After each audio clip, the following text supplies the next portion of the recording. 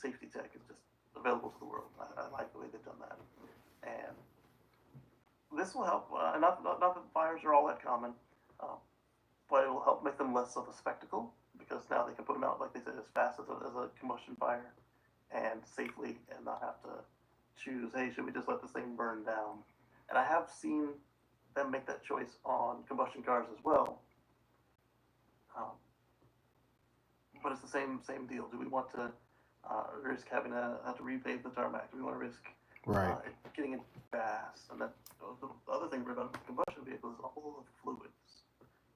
Most of the fluids that come out of a combustion car are flammable, and they're fluids, so they'll run the risk of just escaping their vessel and running along the ground and carrying the fire with it. So that's the other reason why you see them put out more ice fires than they would if they didn't have to. There are also different types of fire suppression systems out there. Last year, battery giant LG Chem developed a safety layer thinner than the size of a human hair, which can prevent thermal runaway. Yeah, so you combine these things and it's fine, because even if you've got that safety layer, the thing will catch fire.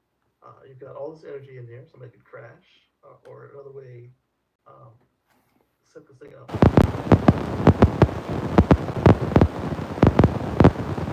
The rubber disc, they can blow away with the fire hose and flood the zone. It will help, and I think it's a good idea. Another one from Sawyer. This one's about rockets. Also environment. Let's see what we've got here.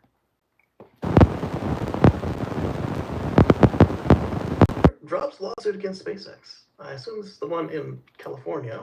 No, this is the one in South Texas.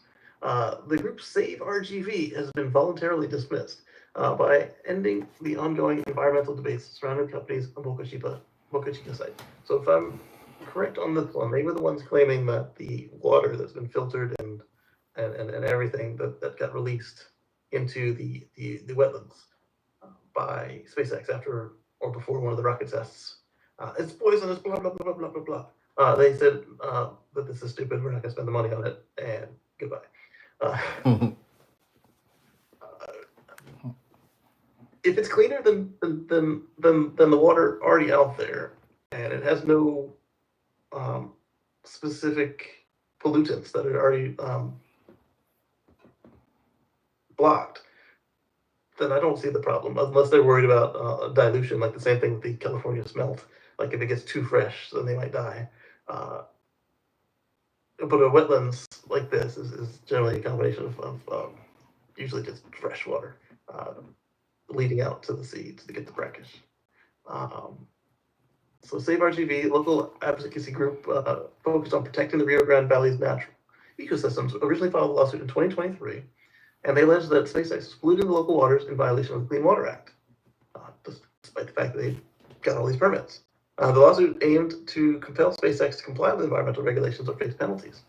The case was set to proceed to hearing in mid-April, but the group has now said, well, I'll bring that back. And I wonder if in the counter discovery, they were afraid of what SpaceX might say about them. Or worse than SpaceX saying something about them, if Musk would start tweeting about them. That could cause them some trouble, because he's unpredictable. Key factors influencing the decision appears to be a recent permit issued by the Texas Commission on Environmental Quality, TCEQ. According to Jim Chapman, a board member of Save RGV, this permit effectively rendered their lawsuit moot. Again, they had all these permits, so to say they're breaking the law and then everybody who regulates the law saying that they're not, it makes it hard to make that lawsuit happen. So they got one final permit and it's like, this ain't. Slide Patch, she was talking about the Hyundai Kia van. So let's take a look at the Hyundai Kia van now. We've got a special spy shot over at Electrek. They caught it at a public charger. This one looks like it's going to be the passenger van version, because look at the way that they've got all those flaps and stuff arranged. It's got like the sliding door. Yeah, this is the van one, not the box truck one. Right. Cool. After teasing the PV5 last week, Kia's electric van was just spotted in the U.S. for the first time. Oh, it's here. So that's a Much Buy America station based on that green and the fact that they said U.S. The PV5 was first Kia's first dedicated electric van, and it already looks to challenge the Volkswagen ID Buzz. It is so easy to challenge the ID Buzz. They spent 25 years and gave us that garbage instead of what they promised us 25 years ago. If they had done that, the thing would sell like gangbusters. Instead, we've got a basically a worse Metris, but electric. Not that the Metris is bad for those of you it works for, but the Metris is also right. It's not the best that it could be, even as a combustion vehicle. It's a fact.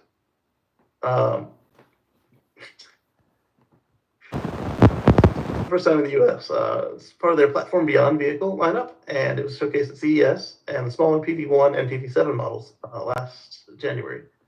In September, he held his European debut at the IAA Transportation, and they claim game-changing platform goes way beyond the traditional concept of the vehicle. Yeah, this is because they can change the backs out, and like I said, I don't think that they are yet offering that concept to the public. But again, even at the automaker, you can say, hey, we need this many of vehicles, and then all of a sudden the van becomes more popular and your box truck becomes less. You can switch some of them out on the line and not have to redo everything. Hey, can you hear, before you go on, let me ask you this. Can you hear me nice and clearly? No echo or nothing now? Because I'm trying something different. And it worked out. Okay. Well, different. I use a different laptop, man. I think I'm going to have to give my old Mac. I don't want to give up my Mac, man, or upgrade right now. I'm back on one of my other computers here that I just have backup, for some, just sitting here collecting dust. Yeah, Microsoft. So I was just trying. So I guess my old Mac is outdated, man. But look, I'm gonna stay with you as long as I can because Smoke is at a car show and my team don't want to babysit it all day. They had to. He had the car show doing his thing. People like to tend to touch and try to sit in it, even though you got barricades up. So they don't want to babysit it all day. So I'm gonna hang with you as long as I can today. And which show is he at? This was like a local show here in Austin. That's all. It's just a car show that was invited to. I mean, anybody's in the area. Oh yeah, it's at Lake Travis County Expo Center, Austin. All right. Indoor. Yeah. Just showing off the EVs. Yeah. Let them do something until he can get on his track in a couple weeks here. When the weather breaks, we can get to the track. Yeah. Yeah. So for those of you who aren't familiar, EV Smoke is Marcus's Model S Plaid, and it's got a couple of modifications to it. It's got the full roll cage, it's got the parachute. You got the hood pins on it too, or do they get rid of the requirement for hood pins? What's that? Hood pins? Do they have those or no? No. I didn't do that. It wasn't required. It's not required anymore? Yeah. Nah. Okay. That's what stopped me. I'm like, I'm not punching holes in. I've got double latches. What do I need punch holes in for? Right. I'm guessing because so many of the older cars only had a single latch, or the double latches were broken. But they realized that the newer cars don't need that garbage. Correct. And they changed some things up. But yeah. Okay. So let's see if this has got music or anything. And no, good. There it is. Oh, it's got power doors. Okay. Power both doors. But it's Kia though. Like for Kia not to have power doors would be weird.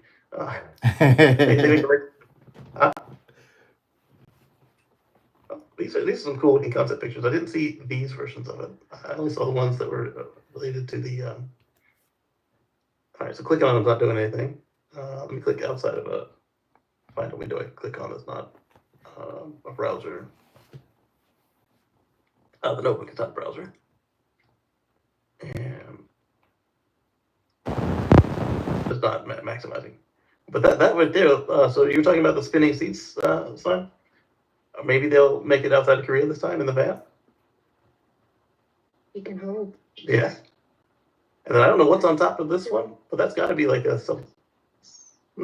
Maybe there could be a certain regulation in the U.S. Maybe it could be, but I don't think that because we've had seats that face backwards before, but the regulation could be newer than those vehicles though. So here we see one that appears to be like a self-driving version. It's got like the LiDAR hat on top, so they might sell this thing to Google and steal that Jaguar contract.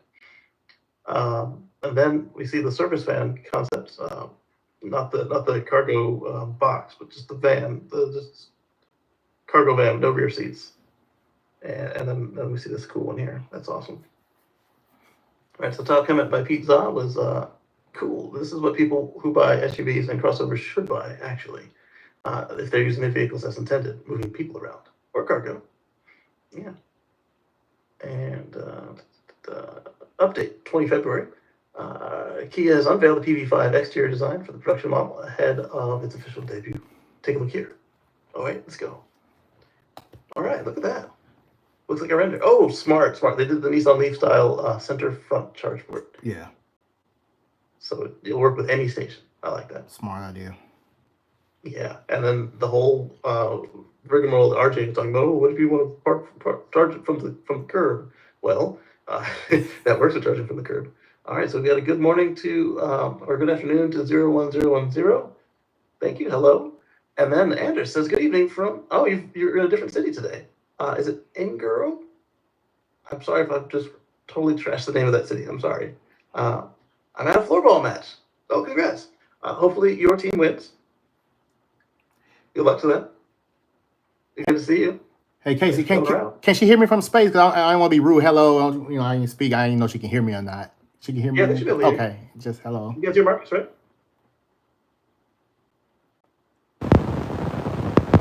Robert, Ellie, Robert, Slimepad, and Holly, do you guys hear Marcus? No, I don't hear. Oh, you don't hear? See him, I can't hear him. Oh, they see you, but they don't hear you. The camper van, I saw on that classic people that do the conversions to EV. I was watching their video earlier on the Facebook. It was a link through another one. I couldn't send it to you. I sent one of them, but I saw my mum's old camper van, which has been electrified. Oh, nice. So that was the one with the roof that raises up. It was the green one, and it was. Nice to see that it's still out there. So they've electrified a Beetle, a Mini, and a few other things I saw on that one. And I tried to send you. I sent you one of the other ones on the Facebook. Cause it was one of the reels. I was trying to get the direct link to you, but when I tried to send it to you, it won't allow me. Obviously, you can see that other one in your messages on Facebook. But yeah, it was nice. It was nice to see in the other video that's out there. But much better to get the original one done with the camper van, and obviously it hasn't got the battery underneath. It's where the other part is, but still, it's still keeping the spares of the camper van. Definitely. So it's weird though that they can hear you, but you guys can't hear him.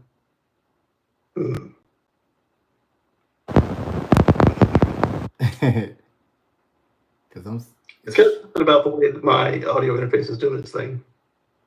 So what I'll do if I have a little extra scratch after taxes, I will push this one for the competing brand, which will allow me to manually route that stuff, in theory. And if it doesn't do that, then I will send it back because it's bigger than the one I've got. and you know, don't want to spend double that expenditure for no benefit.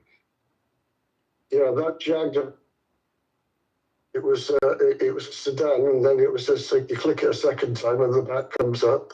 That was the one I saw in Camo when they were driving it up at that Charger I talked to you before. Yeah, because it was all in Camo and other stuff. But yeah, he did the double click. So click one, it's a sedan. Click two, the back comes up. Yeah.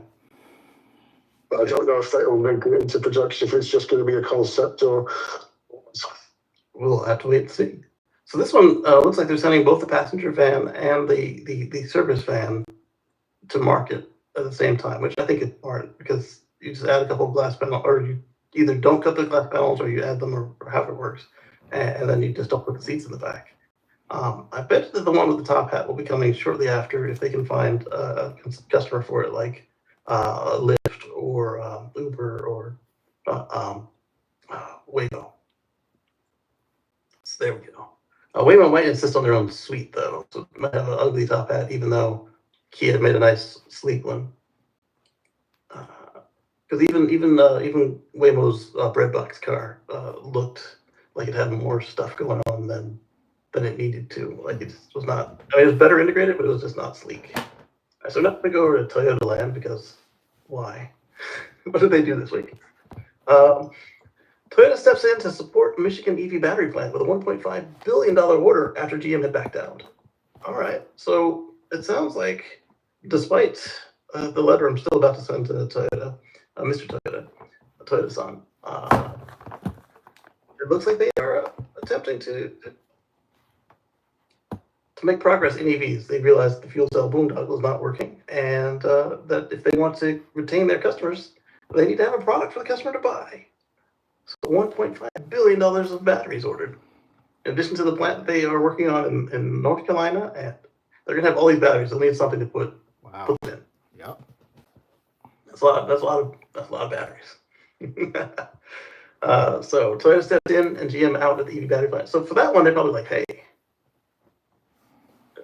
you've got all these batteries and no customer, right? You give them to us at a discount. Clever business right there. This facility was one of 3 GM announced in 2022 as part of its joint venture where Ultium sells. Oh yeah, they're not using the name Ultium anymore, so that could be part of it. GM dropped the Ultium branding back in October, and underlying batteries and tech would remain. But that doesn't mean you need them all anymore. After GM backed out of the product, Toyota reportedly stepped in to support operations. According to sources familiar with the matter, via Automotive News, Toyota agreed to place a $1.5 billion order to help boost operations. And Toyota is shifting its existing order from a separate plant, LG plant in Michigan. The transaction will be finalized once LG acquires GM's stake in the facility, which is expected this spring. Okay, so this is a shell game right here. So Toyota's still keeping their stuff with LG, but LG is getting a stake in the plant, and that's what Toyota wants, versus whatever LG was already offering them that they apparently don't want anymore.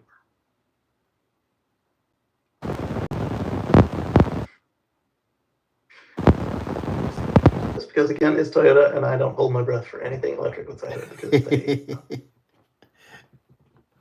what is it called? They have a history. Craig Wolf and all. That's a good way of putting it. Yeah. All right, so now we've entered our safety section. We're going to talk about the Cybertruck crash tests. This is from Tesla. Tesla earns a 5-star overall safety rating from NHTSA. Cybertruck, so Tesla's quoting Cybertruck. So let's go to Cybertruck channel. And Cybertruck achieves a 5-star overall crash test rating from NHTSA. They put in 5 stars emojis, including the lowest overall probability of injury and the lowest chance of rollover of any pickup truck tested by the NHTSA. They were very precise in the way that they phrased all this because they want to make sure that because there's actually a Toyota that ranks better in far as it doesn't have the 4-star, it has 5, 5, 5, 5 like Tesla usually gets. But because it's a combustion truck, it sits higher and the center of gravity is off.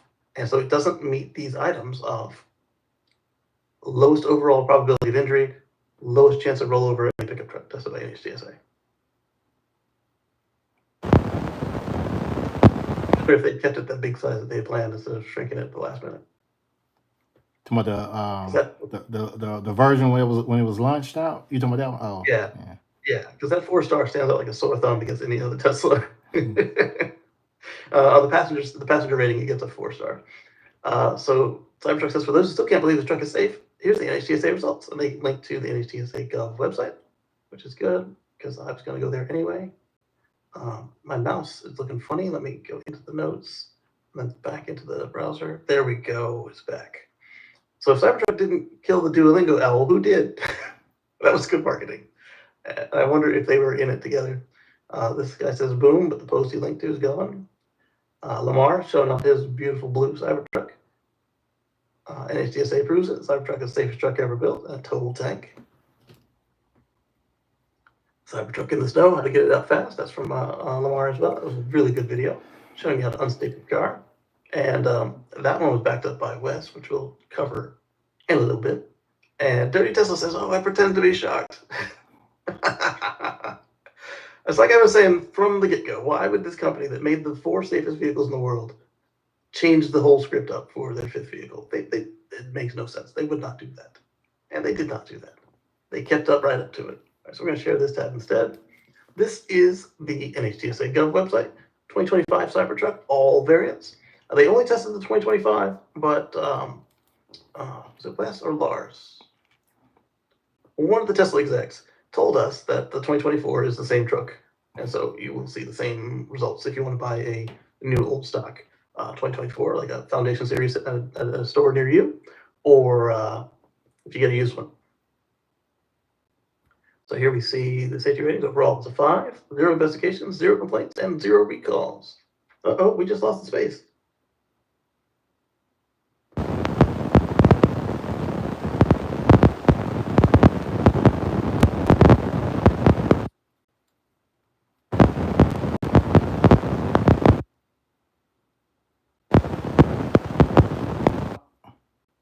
The app crashed. I wonder if I can pick it up from X. Go to spaces.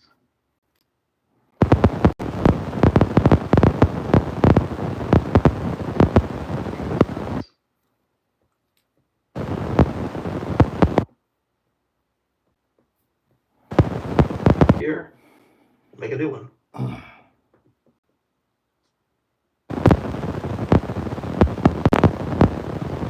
You're right. Yeah.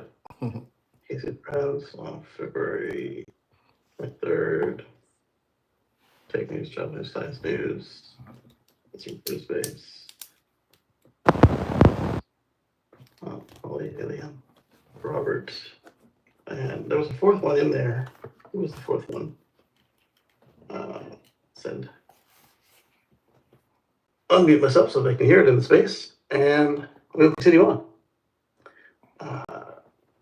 I will have to ask Famous what he does. I think he runs it on the computer and the, so for those of you who aren't aware, Famous is my phone. He does a 24-hour live stream on Spaces every Wednesday from 10 a.m. till Thursday at 10 a.m. And I will have to pick his brain on how he deals with it. Hey, it's Patrick. What's up, Patrick? Come on in here. We'll invite you to co-host. And of course, I'll also invite you to speak. And I don't know what Famous does to make sure that when that happens, that he is able to retain the space. I think what he does is he opens a copy on the PC and the phone. Okay. And then he can just switch between them. But I'll ask him to be sure. And we will go ahead and close this one on the PC. And go back to the crash test. So we've got 3 photos from the government. Here we see the full frontal crash test at 35 miles an hour, I believe. And then we've got the side impact test at also 35-ish miles per hour. We got a large SUV hitting this large truck. And the wiper is like, whoa, what's going on, man? And the mega wiper. I just noticed that till you said that. It's like the dudes with like all the hair gel on the one side and they get whoop to the side and the hair just stays. That's funny. Look how flat it is. Like the wheels are still on the ground and everything on the frontal impact. And then we've got this is the pole impact. So they put the vehicle on a nice big dinner tray and slide it into a pole. I guess it's easier than sliding the pole into the car. Perhaps. But here we see again the wiper is just like whipping around and the rest of the truck seems fine. Hey, so we do have video. I actually seen that one right there in person, like after the test. That one right there. Oh, this is the one they had at Austin? Yeah. Oh, wow. So overall, test combines the front driver and passenger frontal barrier ratings into a single frontal rating. The frontal barrier ratings are for the driver 5 stars, for the passenger 4 stars. This has got to be like an airbag situation, or like they hit the screen or something, right? Or maybe they didn't like the way that the side airbag went off or something. But the frontal barrier test simulates the head-on collision between 2 similar vehicles. The test vehicles crashed into a flat rigid barrier at 35 miles per hour. So the reason why that simulates two vehicles of similar size is because it's two vehicles of the exact same size, because it is the only one moving. And it is in a concrete block, so it has to go somewhere back into itself. Right. And we could look at that report, but that looks quite large, and I don't feel like trying to decode scientific stuff into just regular stuff.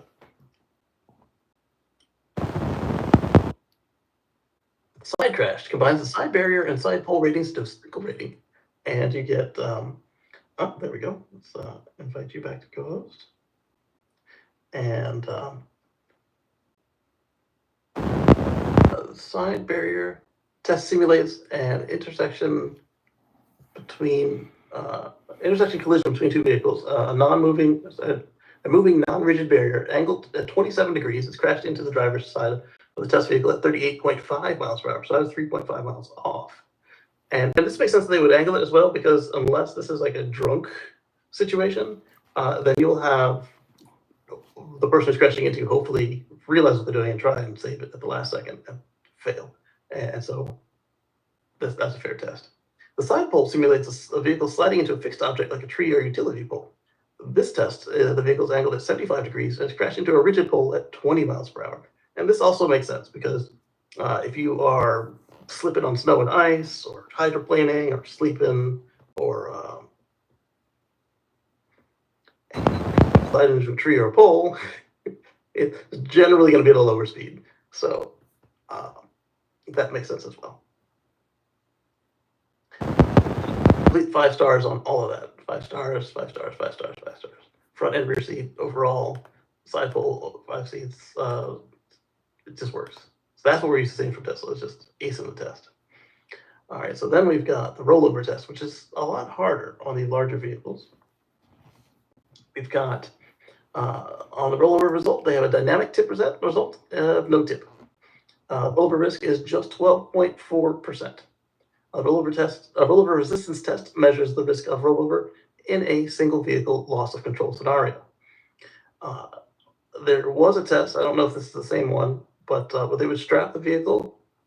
Basically, they would like Hawaiian pig pit style and just rotate it, and they would crash it like that for 4 hours, like 1 hour per side, to see what would happen. And then the Chevy Volt Launch Edition, after they did that after they crashed the vehicle, and so there was intrusion of the side impact structure into the battery pack, and then after being roasted like a pig spit for 4 hours, and then set in the junkyard for 24 hours, the thing would catch fire. So because they had them fully charged in the test, so they said, "Oh no, we got to recall this." I said, "Yes, it is a recall, but if you've been roasted in a slow motion rollover of your car for 4 hours, and then set in the car for 24 hours and unable to completely escape of it, and then it caught fire, that is dangerous, yes, but it is unlikely to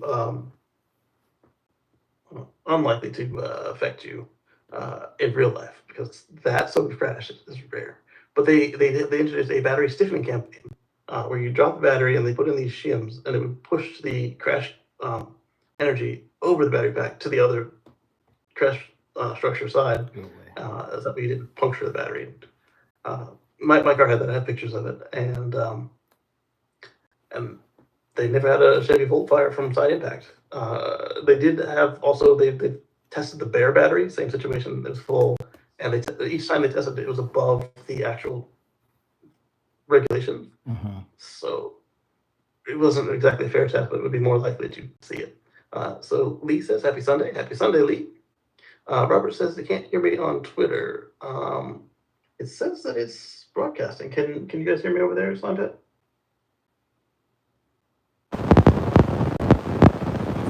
Switcher setup? What's that? Are you using a switcher setup? Are you I'm using a switcher. I've got the same interface I used to get the XLR and phantom power into the microphone. Okay. And the headset. It's got a Bluetooth input and output, so I just got the phone connected to the Bluetooth, and then I got them all going into one. That's what I was saying. I might look at the if I get any money back on the taxes, but I might look at the there's another problem. This one's by Zoom. I might look at the one by road, and then from there, allegedly it does what I want it to do as far as the routing and the separate track recording and stuff. So Okay. for that one, As of right now, I am sort of wondering, there's so many spaces going on today, that if the system may be getting a little overwhelmed, so it might. it might be X because it is kind of hot. So, schools having issues. So then it's off the space, like,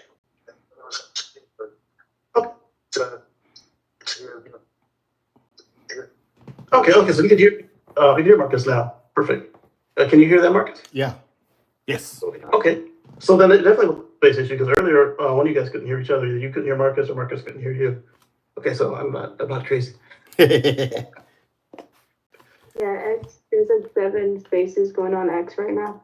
Yeah. One thing I know about you though, Casey, you're gonna figure it out though. I try to. I certainly try to. So we got the forward collision warning. It meets the performance criteria. Learn more. Using forward-looking sensors, this technology warns, so just cameras in this case, the technology warns the driver of an impending collision so that the driver can brake or steer to avoid collision. Or in Tesla's case, it just does it. Lane departure warning, using a camera system to track the vehicle's position in relation to lane markings on the road, this technology warns the driver of unintentional lane shifts. And so these are standard equipment because the FSD package is ready on all the vehicles, even if it's not active on all of them. The safety features come with it. So that's standard and it meets performance criteria. This technology is standard on this vehicle model and meets the NHTSA's performance criteria. Same thing for the crash imminent braking. If the vehicle does not, if the driver does not take any action to avoid the crash imminent braking, to avoid the car crash, crash imminent braking automatically applies the vehicle's brakes to slow or stop the car, avoiding the crash or reducing its severity. I do like that the NHTSA uses the word crash and not accident. Good point. Good point. You'll see me when I'm reading these reports and stuff. I will dynamically switch the word accident to crash. All right, standard meets performance criteria. Dynamic brake support. If the driver brakes but not hard enough to avoid the crash, dynamic brake support automatically supplements the driver's braking in an effort to avoid the crash. Okay, so I'm not crazy.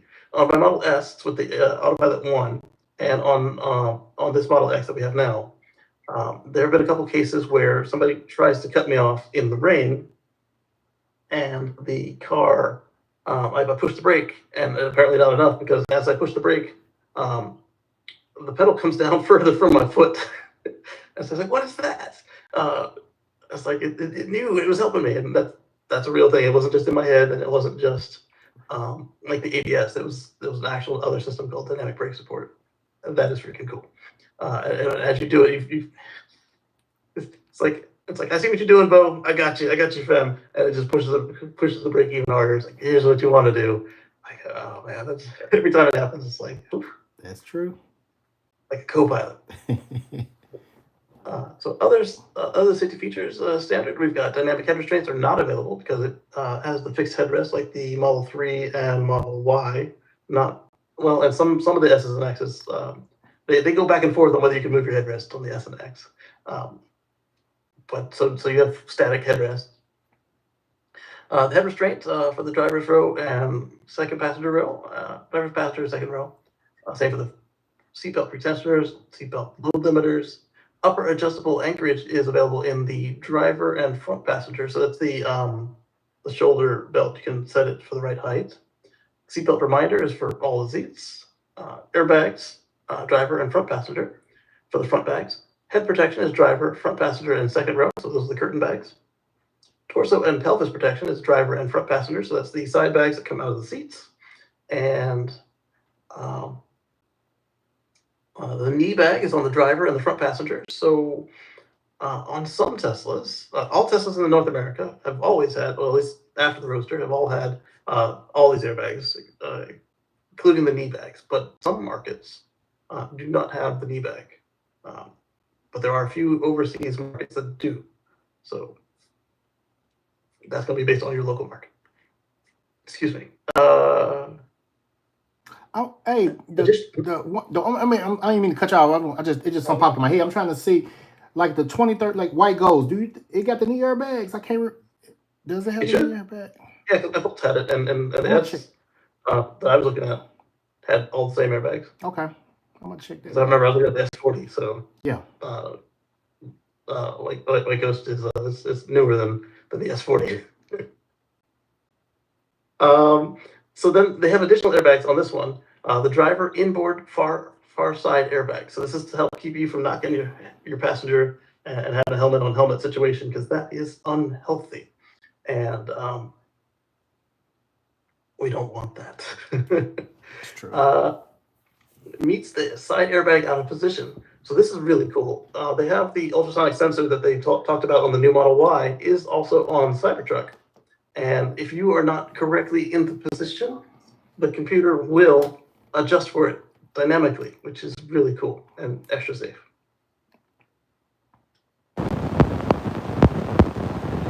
Happy Garden and Baby Doll.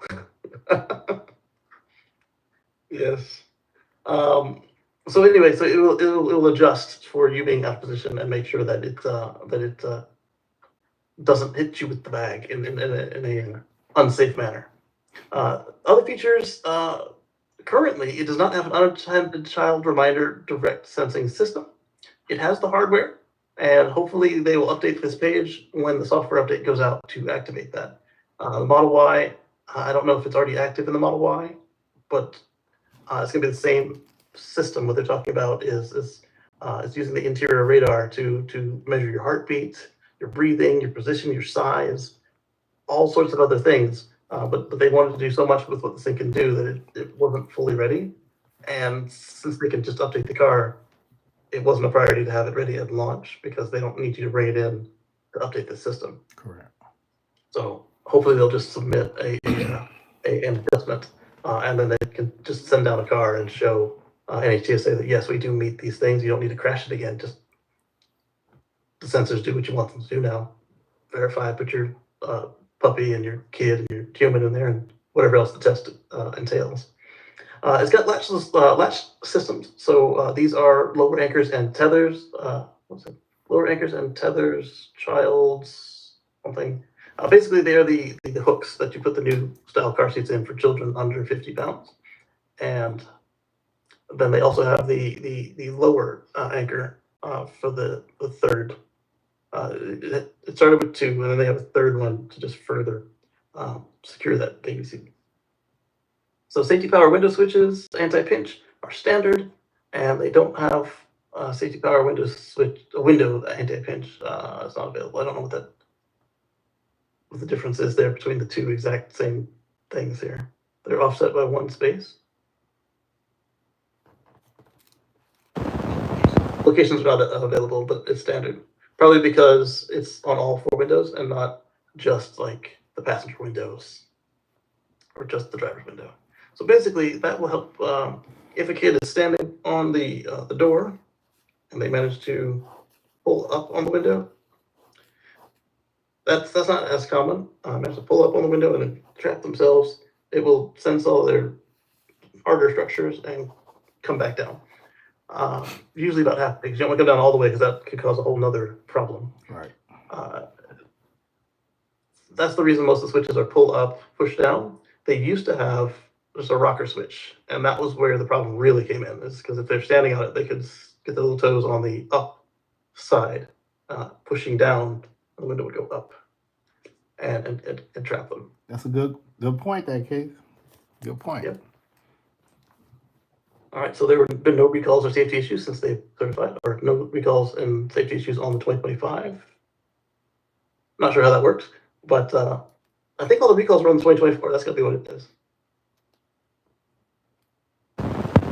That is the manufacturer communications. None yet, because it's 2025. So that is the overall site that you would go to when you're researching your new cars. But we've got more.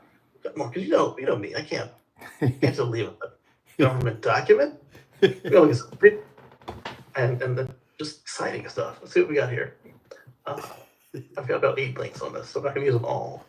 So that's them covering what was on the page. Okay, so this is the same we were just on because it's got the same broken link. The first one's from Tesla, the second one's from Cybertruck, which is also Tesla, but it's more specific. Then we've got this one. What is this one? This one's from Wes Morrow, one of the lead engineers at Tesla. All the armchair experts claim that the Cybertruck had no crumple zone, and I get it. The proportions seem impossible. It's a short overhang. So I was also curious how they managed to pull it off, but it was faith. But I don't want to use that as faith, like a religious experience. No, I just, like I said, they made 4 of them, and they were the safest vehicles in their class, vehicles in the world. Why would they change it up? So not really faith, just like logically. Why would this be different? Why would it change? And so there it was.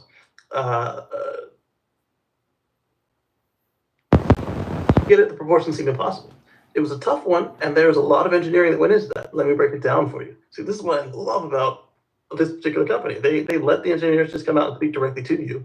They don't have to go through an auto magazine. They don't have to wait for a reporter to come to them. They don't have to clear it through. I mean, I'm saying they don't have to clear it through legal and everything, but they have a certain level of autonomy and interaction directly with the public, which is just refreshing compared to some of the stuff you've seen. All right, so I'm going to leave that where it is on the scroll because it's a little distracting to have it moving while we're talking. So here you see the large single piece casting in action in a high energy crash. The plot is showing the impulse over the y-axis, over time, the x-axis. And we see a nice linear progression into large, with no large spikes. So what he's saying here is that the crash is very smoothly handled. The bumper beam is crushed in the first few milliseconds, and then the vehicle senses and determines which type of crash is happening and how to best deploy the restraints, airbags, and seatbelt pretensioners.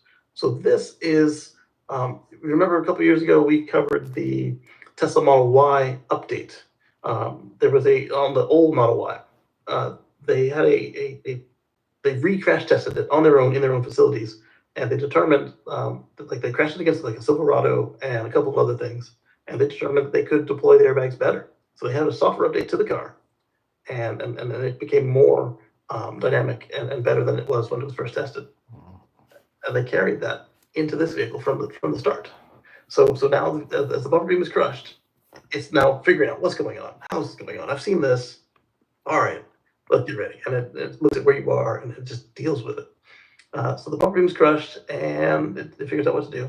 As the crush continues, bending of the steel of the drive unit cradle to move the drive unit down and out of the way. So this is something that, as a salesperson, that we were trained to talk about with the combustion vehicles, but did not actually happen. They would talk about how the engine would come down and under the vehicle. On a combustion vehicle, that does not happen on purpose because you've got a 300 to 800 pound lump of hot steel and coolant and everything fixed to the vehicle, right? You've got a 1 to 4 mil firewall, right? Your passengers weigh up to 300 pounds apiece. What you're looking for on average, yes, you can have an 800 pound passenger, yes, but that's not what they're building for. They're building for 100 to 150, 180 pound man, 100 to 125 pound woman, and then they give a nice buffer so you can get those 200 to 300 pound people and still be okay. So the engine weighs more than them, and it's coming in them. It's hot, it's on fire, and now it's in their lap, and they're pinned. So no, you do not want your engine to dismount and drop under the car. Because even if it did successfully do that without coming through the firewall, now it's going to lift the car, send it up into the air. And so now you've got a car in the air, and then you've got a hot lump of metal sliding at whatever's coming behind them. Very much like we saw, 4 years ago, where we saw that was it Jaguar? There were cars where when they were crashing, the batteries were coming loose and sliding loose and free, and that was you got a 1,000 pound lump of high voltage metal just going wherever it wants. Yeah, you don't want stuff like that flying off the car. So despite what I was trying to say, and despite what other salespeople have told you, no, your engine does not drop down onto the car. It may break the engine mounts and kind of wiggle around a little bit, but that was not by design. On this car, it is by design. They fold the rear cradle. They don't, again, it doesn't drop down under the car. They just fold the engine cradle, the motor mount, and they're folding it, pushing it forward into that space where the frunk was. And this one is real. It's designed that way. So we bend. Let's say we just bend the steel of the drive unit cradle to move the unit down and out of the way, just a little bit. We don't drop it out; it doesn't disconnect. Just down and out of the way a little bit. This enables the casting to progressively crush cell by cell with a nearly linear crush energy, slowing down the vehicle smoothly and over a longer period of time, which reduces the acceleration transferred to the occupants. During this time, and in concert with the structural absorption, the restraints are deployed, which further reduce the acceleration of the occupants, reducing the probability of an injury. And this is what you want. You want your acceleration, deceleration event to happen over as long of a distance as possible. And this vehicle has short overhangs. So everything you can do to make that stretch out, because the more time you have to slow down, the less chance of the internal organs smashing against the skeleton against the skin, and against the seat belt, and then against the airbag, and against the steering wheel, and the structure of the body. People are like, oh, well, the old cars didn't bend and break like this. Yeah, they transferred it all into you. You hose the car out and sell it again. Yeah. If they survived at all, because we did see a couple of years ago, we looked at that old crash between the 2012 Chevy Malibu and the old Chevy X car, and the X car turned into a cloud of rusty dust. So the old cars might have been better in their day at staying in one piece so you could hose them out and sell them again, but in a crash against today's modern cars, that car was so messed up. The last thing it did after bending into a bunch of heaps was that X car took the steering column, shoved it into the test dummy's chest, and then give it an uppercut to just make it final. And there was no airbag, so that crash test article, test dummy as we like to call it, would have not survived at all. And it was just a basic crash. It was like a 30 mile an hour, 35 mile, the standard test crash, just two cars head on. And Malibu walked out with a bruise on the chest and the cheek, if I recall correctly. And its hand hit something in the car, so the bruised hand as well it would have had. Whereas the old car crash test article would have, I don't even want to say died on the scene. It would have died in the collision. So. I was watching the other crash test earlier. I said some of the ones too, but I saw the other one, the old, and then there were a splash, and the newer there was a splash, and there was this. So it's a devastation. The other one's way. Exactly. That one was horrific. That one was. She's still on the road, these other cars, and the two shish kebab from the rear end went straight through the car, dissecting it. The other one still getting on stars, and that's actually on the road. You can see that they can longer. So that's a risk you take when you want to take a classic car out. And for those of you on the video streams, that was Robert Griffith. And so the last thing that Wes tells us before we look at this video is, amazingly, you can see the accuracy of the virtual analysis compared to the side-by-side actual physical test. So this is what we call the virtual twin, where the model matches the real world, or you start the real world and scan it in. So the cool thing about when you just start a vehicle from scratch, like Cybertruck, is you can just put your blueprints into there, and as long as you have accurate blueprints and a good model, then they should match. And so we'll see that in just a second. Getting these modeling details accurate expedites the design iteration for all various different crash cases to converge on the optimal geometry. And so this allows you to try a bunch of different stuff before you go and make an actual car, and allows you to make less actual cars to smash up, because they have a lot of money, but you don't want to waste it. And so, and not just the money part, but the time to build these by hand, and then to test them on the prototype machines, and et cetera, et cetera. So the more you can get done on the computer, the faster that this thing can be done and be done safely.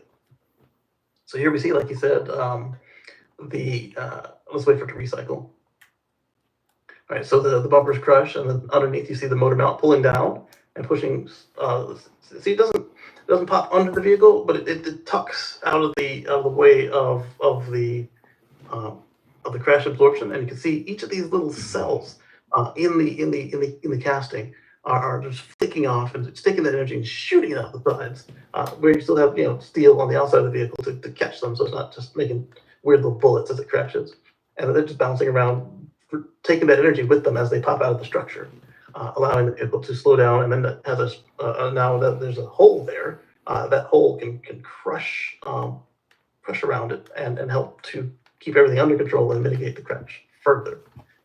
I also wonder, since that front cradle strikes the ground, if it helps to act as like an anchor or a brake, perhaps, as well. Depending on what you're crashing into, that could help further slow it down, in addition to your rubber and your locked up brakes, maybe all of a sudden having just an anchor into the ground. That's a good point. That's a good call, man. And then here we can see what he was talking about, the graph. I think you can see my mouse. You are not seeing my mouse. Let me click over here, click back here. You can see the XY graph he's talking about. So the X is time, and then the Y is the force.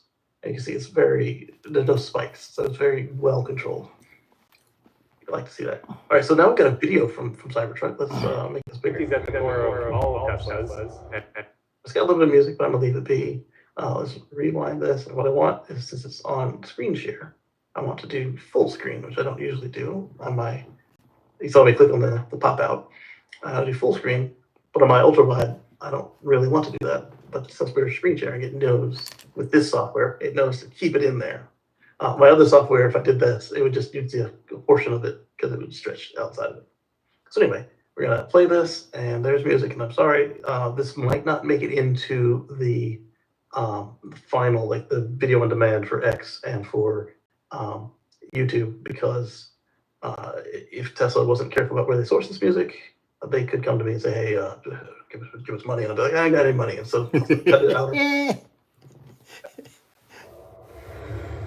We just did a little fly through. What that fly through was, we were flying through the air like this Cybertruck is right here. So the government does not go through this level of rollover crash test, but Tesla and a few other automakers, they test to failure. And so Tesla wanted this thing to roll over, and it was not rolling over at that 12%. So they made it roll over with a skateboard ramp.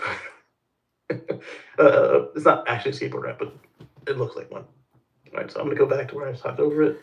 We're flying through the air on the truck. Safety got the core of all of Tesla's, and Cybertruck's no exception. Just executing. 3, 2, 1. Today's test is the first Cybertruck crash test, and it's a 35 miles an hour full frontal, which is. So this one, you remember last year, at April 1st, they had released a crash test video, and it was a lot of this video, but it was kind of loopy, and it like stopped at the very end. We couldn't see it crash. And so this is 1 year of what would Elon call it, edging, or just anticipation. But here we are. And I'm interrupting it on you. So here we go. This is one of the most severe crash tests in the industry, so we have to make sure that we absorb the energy correctly and manage that acceleration so we can put a better black box. There's a lot of misconceptions that big ominous looking vehicle is going to be unsafe for other road users. We designed it to have the crash structure way down low. It's not only in line with the center of gravity, but it's compatible with other vehicles on the road. And this is important right here. There is a regulation for how high everything can be on a pickup truck, but typically most manufacturers will leave it higher because it's a truck. Why do we care? It's higher. It's still within the regs. We're good to go. But what you want to see, Ford, I believe, does this okay. GM does okay as well. They still higher on their trucks, but there is a depending on, I don't know if it's U.S. or state or another country, your fleet has to be compatible with itself within a certain number of inches. So if you have a low sports car like the Corvette and a high truck like the like this Sierra, whatever, I guess it might be per brand. So the Silverado 2500, 3500, they have to have a certain distance of overlap. And so that's what keeps those trucks from being just crazy high. Whereas something like Toyota, the Tundra can be much higher than the competition because they don't have a low sports car that they make like the Corvette. And Tesla's cars, they could have made the Cybertruck higher. That's not going to help you with aerodynamics. And so what he's saying here is they basically they strived to set the height of the Cybertruck to be exactly the same as the SX and 3 and Y. So let's let him finish talking. Good, which means it's a safer crash for everyone involved.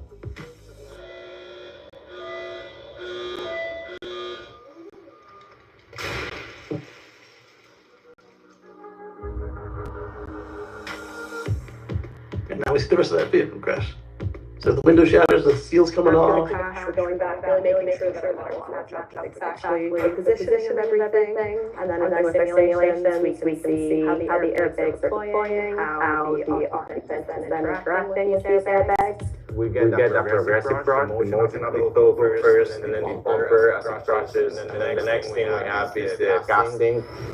The large casting inside the truck is performing in a different manner compared to your typical stamped steel structures. Typically, it'll bend into a 3-point bend and absorb energy, whereas with a casting, it's going to break off into very tiny small pieces. And the smaller the pieces that it breaks up into, the more efficient your structure is. Today we're in the crash site for rollover testing. Make sure we get a lot of data on when it almost rolls versus when it actually rolls. We can figure out what's the best time to deploy airbags to. And then this right there is what I was talking about, where they are able to program this. And they're going to continue to do this as they have more time and they get data from the field on these various crashes. And what they will do is they will update the trucks with what they learned. So this is what they determined just on a static article. But then, you know, they got a bunch of real humans out there that they're just wild. They will go ahead and make adjustments to the vehicles in the field. We got a recall we're going to talk about later today, and you'll be like, "What?" And it's still echoing, Anders. And is it who is echoing? Is the next question. I can get fixed. That was an echo when you was playing that audio from that video. From this one? And that's gonna happen probably because of it was when you was playing that the audio from that. Okay, so only for this. Okay, so Yeah. It's only got another minute or so. So we'll just let that one be, and then we'll continue on. We're doing 4 types of different rollovers. The first is a ramp rollover. You never want to be in a crash like that. Rollover where you go laterally towards a curb. That one's scary. The next one is similar to the last one, except there's no curb, but it's soil ditch. Finally, the last one is big ramp ditch where you drive at different SUVs. We test until failure, and we'll keep increasing the speed until we get a rollover. So the first step is rollover prevention, designed in such a way with a low center of gravity and good suspension systems.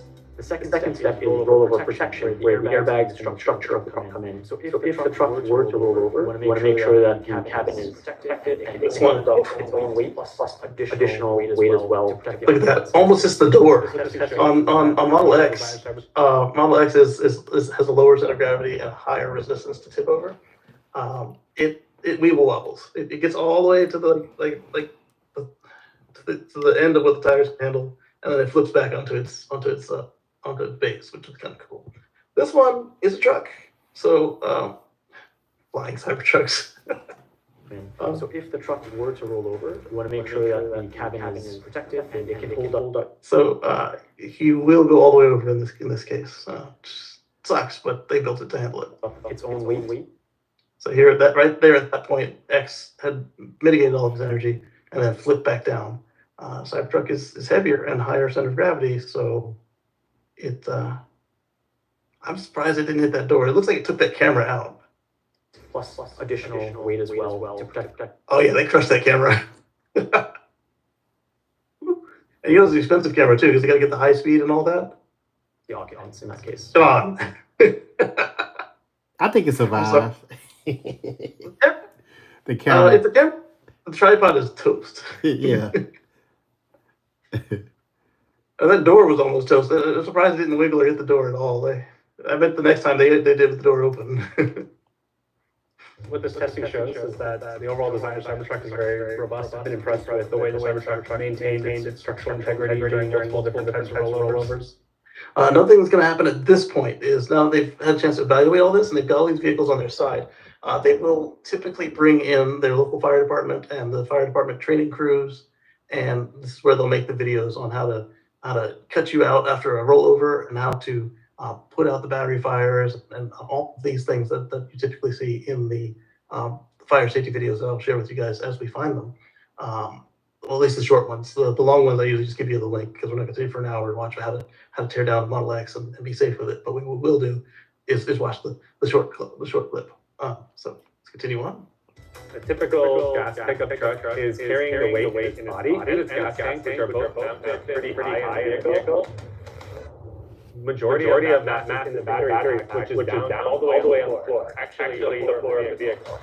Cybertruck has lowest probability of injury and the lowest probability of rollover in any pickup truck on the market. No one thought it'd be responsible to build a truck that's also very safe, but a Tesla we do not stop until we meet our high level of safety. Cybertruck's low center of gravity, exoskeleton, and advanced crash structure are what earn it that 5-star overall crash safety rating.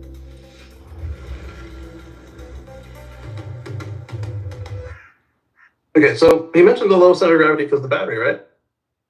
It actually could be lower, but because they want it to be a useful vehicle and it's able to go off road, there's actually what, like an inch and a half in the bottom of the battery there, Marcus? Yes. And that is used. And that's also if someone, like my guy, I know a couple people, if you put the aftermarket lowering links, you can actually make it go lower. Yeah. Okay. Yeah. So if you're off-roading and you hit a rock or a stick, what happens there is, I guess it's not a stick, it's a branch or a root. It's crushing the empty space at the bottom of the battery versus crushing into your battery cells and causing a problem. So they could be lower, but they're not a sports race truck. They're an overall truck, and so they wanted to be able to handle off-roading. And they are going to offer a armor and slider kit. They showed us. Wes showed us it testing. Okay, so Sawyer says a friend once told me that ICE cars are safer because the engines in the front act as better crumple zones, specifically designed crumple zones in versus better crumple zones than specifically designed crumple zones in Teslas. So his friend is like really special because to say something like that after they that was the whole point of all these EVs that came out without anything in the front was that you had more room to deal with the crash energy. So Wes claps back at that. He says, a solid block of steel is excellent for impact attenuation. For those of you who aren't aware of the engineering implications, that is complete sarcasm. James says, if you are looking around the poker table and you can't figure out who the crumple zone is, it's you. His point, it literally is the human, as we talked about with the Office Depot order. My coffee. Ogre says, I love the video of the casting shattering. Wes says, watching the bits fly out at high speed is mesmerizing. It was like little diamonds. 100%. I also just noticed the suspension dropping out like it's supposed to as well, which is pretty cool. Yeah, Wes wrote a whole piece about it. Alexander says, if you make a t-shirt that says armchair expert in huge letters, will you wear it? Wes says, only if it has this image on the back. And so it's got an XKCD comic, productivity on this axis, coefficient of friction of the desk chair on this axis, and the guy saying, he's spinning his desk chair around in front of the computer. Deal. Mike Exberg says, any tests for pedestrian safety with Cybertruck? The recent tests got linked around the work, and the naysayers have moved from the goalposts from to pedestrian safety. I pointed out how the Cybertruck front end is lower than most other trucks, like the Ram, Silverado, F-150. That's the other really good point. Not only is it lower, it's also angled upward. So they will push you onto the glass rather than onto the further up into the grill.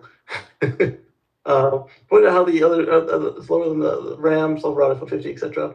And there's a hollow frunk compared to the V8 engine block. They still top to trash. The Cybertruck is the last truck I'd want to be hit by. Blah blah blah. As we saw with was it Bearded Tesla who had the bigger impact? It's got crumple zones even for passengers, for pedestrians. Now his deer was toast. He hit it at 70 miles an hour. But imagine if he hit it something lower, it might have survived. Wes has good points, but also about how not just not hitting pedestrians in the first place. So Third Row was a podcast put this video out a while ago. And it shows all the vehicles that just hit the pedestrian until the very end when we see the Teslas do the same test. And because they're, so 2020 would have been hardware 2.5 to hardware 3.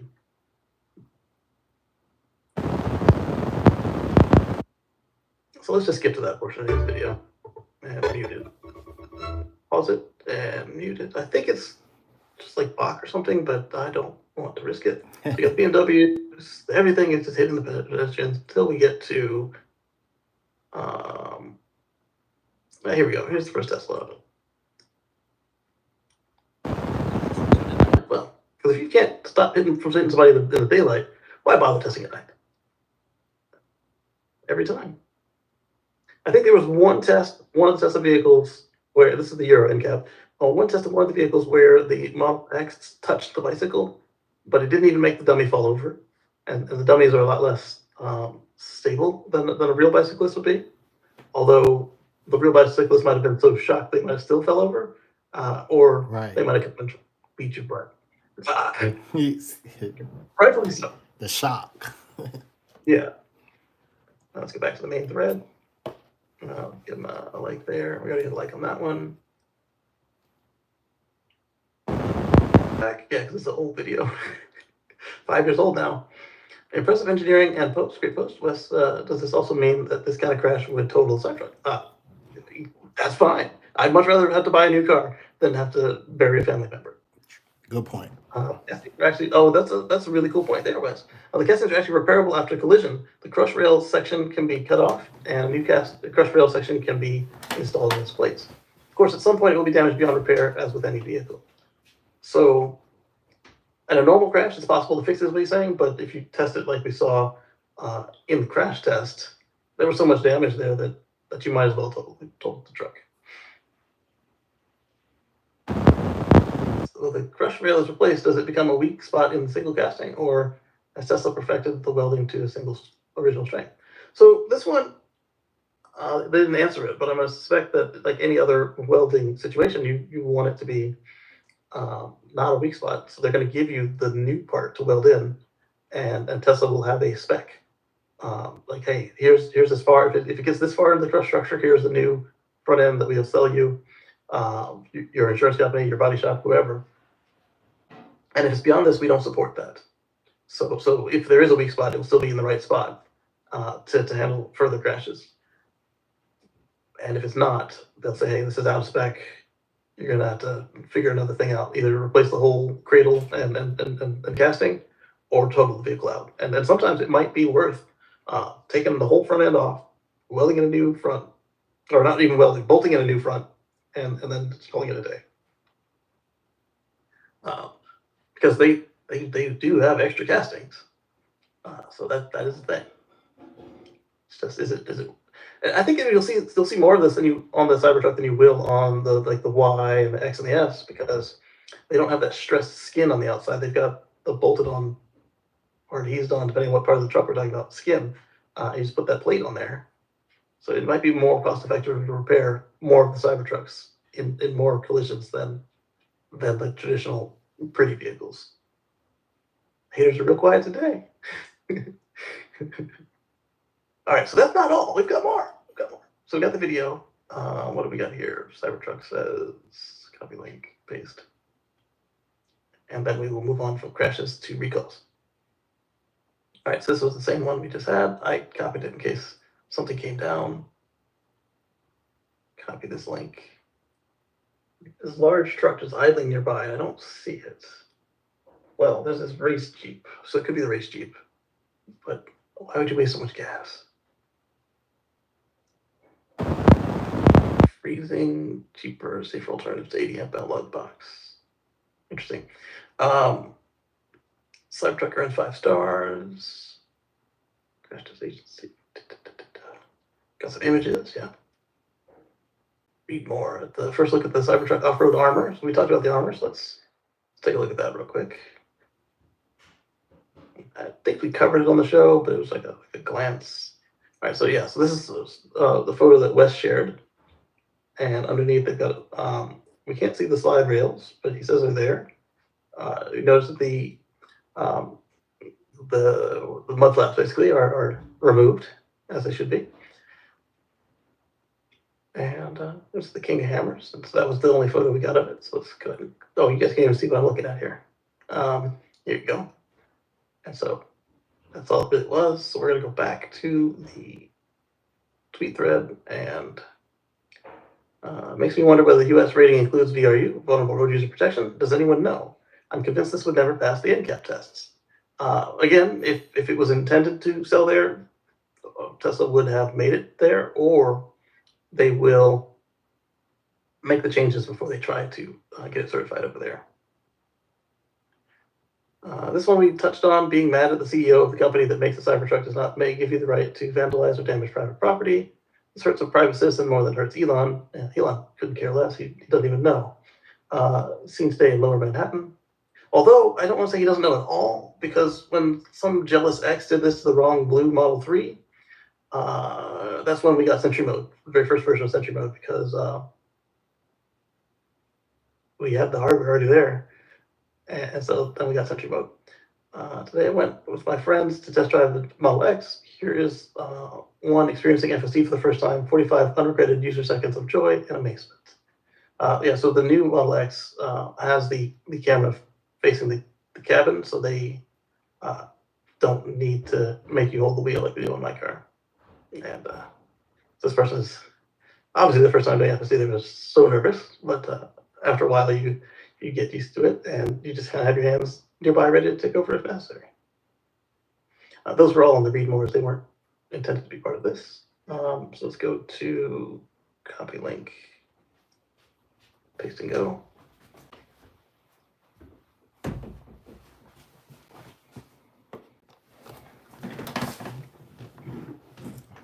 All right, Tesla VP of Engineering, Lars Moravi, explains why it took so long for the Cybertruck to receive the official NHTSA rating. As for Moravi, Tesla knew all along that the Cybertruck would get a 5-star NHTSA rating. Yes, because as you're building the vehicle, you have a rubric of what test you need to pass. Why would you build it not to pass the test? I mean, there are some folks that do, like, oh, okay, it's on the edge. We don't know what's going to happen. It's good enough. Here you go. But although Polestar, Rivian, who else is known for just like smashing the safety? Why would you suddenly drop the ball on your newest car? It just does not compute. So crazy how long it took, right? Lars Moravi is saying that Tesla was chill about it, knowing that Cybertruck would ace the 5-star NHTSA rating. Guess they were just waiting for the official nod. What do you think about the delay? So let's see what Lars said. NHTSA Gov sets their training schedule. We oblige. Internally, we've known that it was 5-star from the beginning, but we thought it best you hear it from the authorities. And I think that was a good move, because in the past they said, oh yeah, blah, blah, blah, here's what it is. And then people just poop all over it. They're like, yeah, I need to see it official. So you just don't say the rating at all, and then you surprise people who say, it's never going to work. This is actually one of the threads we're going to share next, with had more pictures. So before and after, tell me that thing doesn't have crush structure. Look at that hood before and after. Look at where the bumper is. Not the bumper, but the flat part of the hood. Before and after. Look where the bumper is before and after. The bumper went down. The wheels didn't pop or smush or get stabbed at like they did on the other Teslas, which is cool. Not that is a bad thing if it does that. Is if they do that, it's on purpose. As Monroe, Sandy Monroe told us, that you get like the sword structure, it's got like a horn, where it's basically like, hey, let's move this crash out as far as possible on small overlap test to make sure that we'll crush the wheel and send that out, versus letting this barrier get inside and rip the door off or hit our passenger. And so some of them will still do that even on a frontal impact, and this one did not. That means that you'll be able to get up on the tow truck with some relative ease. But yeah, here we can see everything moved out of the way of the crash and did its job. Window broke with the airbag and the collision, just like we saw in the simulations. Well, not simulations, but the pre-tests. Let's call them pre-tests. Side airbags deployed, everything. Here we've got the same before and after from a different angle, from straight on. Here we can see for the crash test dummies, this guy's nose doesn't really have any paint on it. It doesn't have any lack of paint on it, so we know that it seemed to hit the airbag square. So we can see that the seat airbag on both sides is gone out. Passenger airbags on most of these crashes, on most of these cars, the passenger airbag, the way they're set to deploy, they will break the front window, and we can see that here. Here we see the pressure underneath, the result of that same crashing we saw from the underside rather than from the looking in from the driver's side. Pre and post dummy after the vehicle interior, so you see there, and it looks fine. The knee bag didn't even go off on this, so it was not needed for this crash. All right. And wow, look at this, the electric propulsion drive. This is the front of the...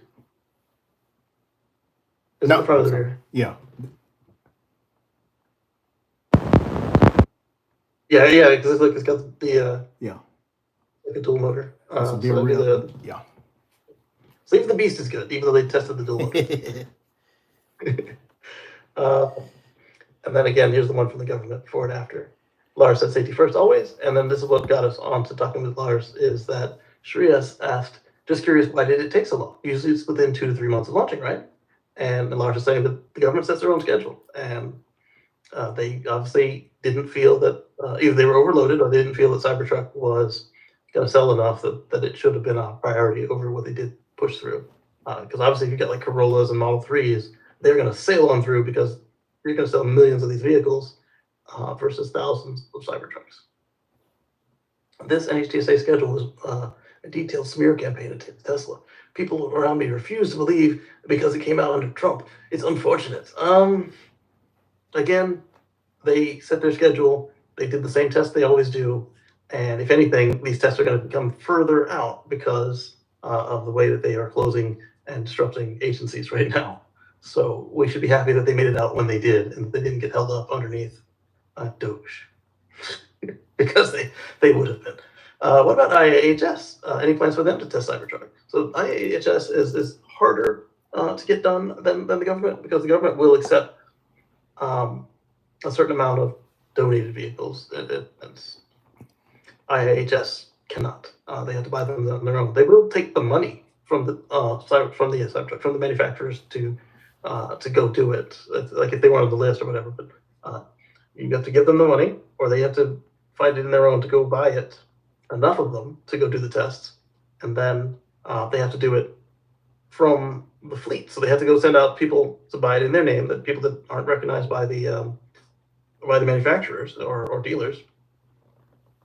And so in something that was in short supply early on, like Cybertruck, they had to get enough of them at the prices that they were charging, because they were Foundation Series. So hey, we bought 30 Foundation Series to smash them up.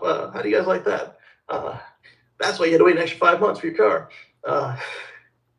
So what we'll see is, now that the price has come down, they are probably already testing them now at the IAHS. And then we should see some results after they do the tests and then do the analysis. Because when they show us the videos, they have already almost or completely finished the ratings. And that takes time. And they just went on normal sale prices. They could be waiting for the rear-wheel drive, but I don't see them waiting for rear-wheel drive if that's not going to be the bulk of the sales. Any plans to comment after this? I'm curious why we can't have a system in place that promotes real competition and vehicle safety. Well, if you want to donate some money to the government, feel free to do that. You can, when you send money to the Treasury, you can say, Treasury, this is for the NHTSA's crash test program, and you can put it in there, and they'll go straight to the NHTSA's crash test program. But I other than Bill Gates and Warren Buffett, I haven't seen anybody saying, hey, tax us more. And even them, they say tax us more, come get it. They don't say, hey, tax us more, here it is. They say, hey, I shouldn't pay a higher percentage than my secretary, and then they do walk away. So they conceptually get it, but they're not about to just give money to the government. Correct. You can if you want. It is set up to accept the money. You can give it to the general fund. I think that's foolish. Give money to the general fund. Hey, this is to the debt. Hey, this is to my favorite thing from the government. Sustainable those make energy. more sense to me, because then you know and have some say in where your extra money is going. if you felt like doing that. Good point. Clearly, the richest people in the world don't feel like doing it, but it is set up, and it's not a non-zero amount. Like, you go through and look at the budget. There are people who do it, and it does. It might count as a tax write-off. I don't know if it does, but talk to your tax people. That might count as in lieu of like a charitable donation sort of thing. I don't know, so check with the tax experts. I just know that it's possible and exists. All right, so glad you're posting again. Yes, I do like it when these are exposed. Next up, we've got this one from Sawyer, which is I don't know what. So at this point, I have been juggling them, so there will be overlap. So these next few links will go quick. Superman through the wall. Okay, so that was Wes commenting on the steel. Then we've got Sawyer talking about the photos. So we've done the photos. And then we've got videos. I've got a couple of videos, which are what? Probably mostly the same video we just saw, but like 8 different times.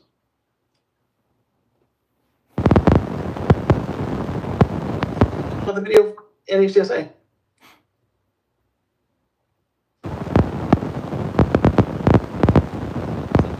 You can see the government test.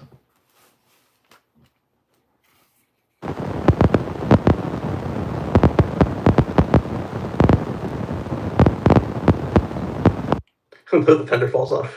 The fender flare falls off, I should say. On most vehicles, there's the inside.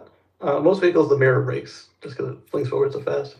So his hand did touch the glass, but he didn't punch it. I wonder why they got forward cars. That looks controlled to me. The wiper is just like it wraps around the window of the mirror. Into the cabin, I like to see that. Intrusion down below, but it's below the passengers, like into the battery pack area. Okay. Well, as well. You're gonna have to climb out the other door, probably. They leave them powered on, so like the Teslas are doing their thing with the airbags going, the lights start. That's something that you'll see on some of the newer vehicles, but especially the Teslas, where once the airbag's gone off or there's some sort of emergency, they'll turn on the flashers and they'll call 911, everything like that. These are a little harder to do on these vehicles, though, because you have to turn off the automatic braking somehow. I think they pull the fuse to the brakes, and I guess they probably also want to disable the 911 call. On the American versions, it will use your cell phone to do that. On the European ones, it will use its own cell hardware to call 911 itself. There we go. And shrink that back down. And what's this? Also labeled video. These ones labeled Cybertruck are probably the one we just watched with the flying Cybertruck.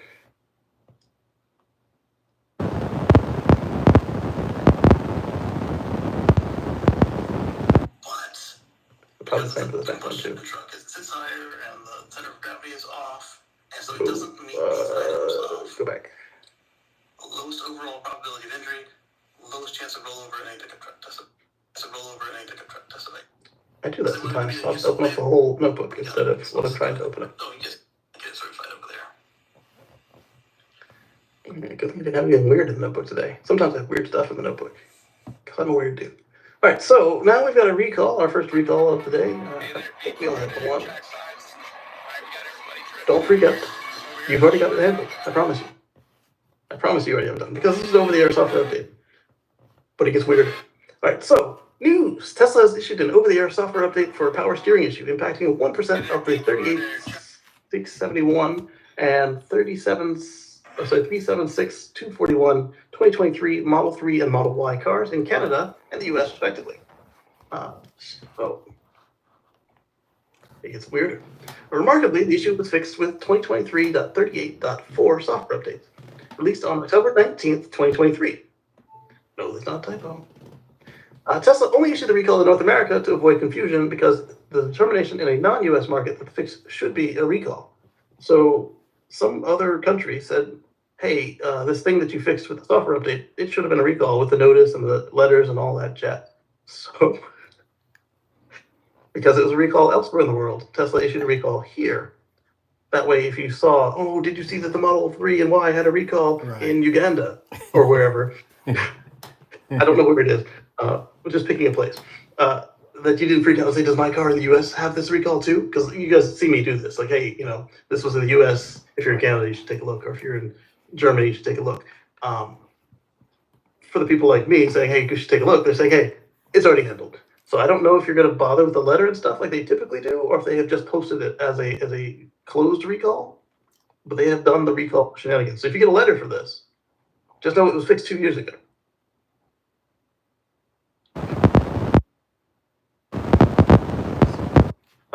Tesla's design prevents a loss of electronic power steering assist while the vehicle is in motion. When the vehicle speed reaches 0 miles per hour, the EPAS may be lost, but the manual steering remains available to the drivers.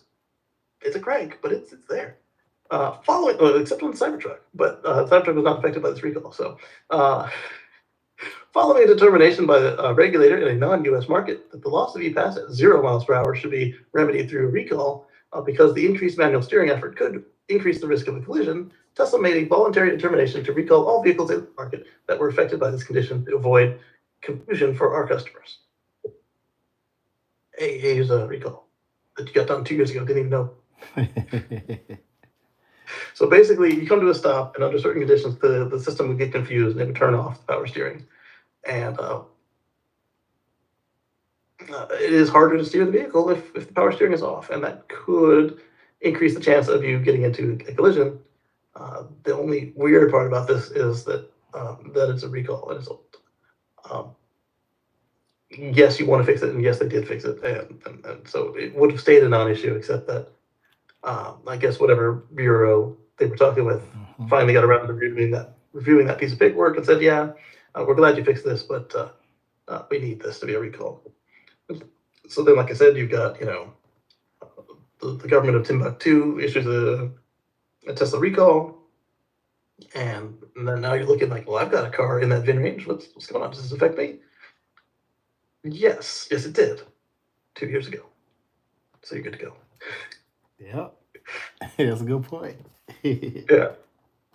No, they haven't. Don't use the false NHTSA word recall. It's an over-the-air software update recall, buddy. It's an NHTSA definition for recall. They are government issued a defined word. Yes, they have an over-the-air software update recall, and the NHTSA has started using that. Then they have a they don't call it this, but a service required recall, and service required update recall, and a service required physical recall.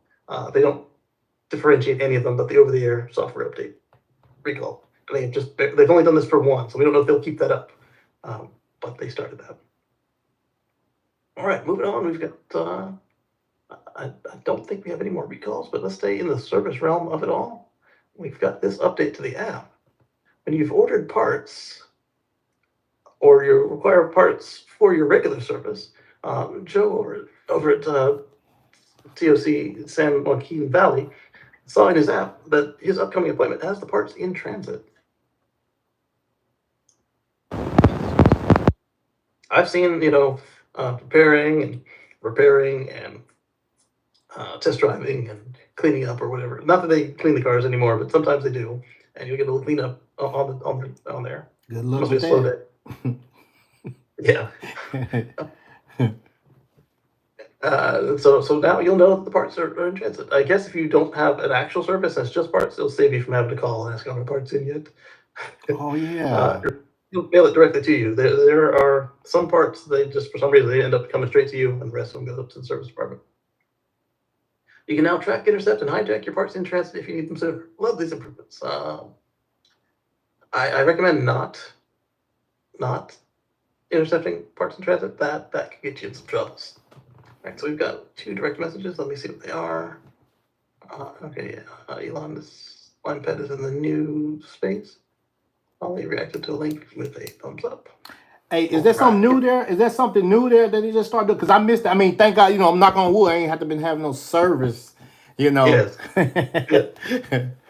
I think it is new because it's the first I've seen anybody mention this part where it says Yeah. Carson Trans.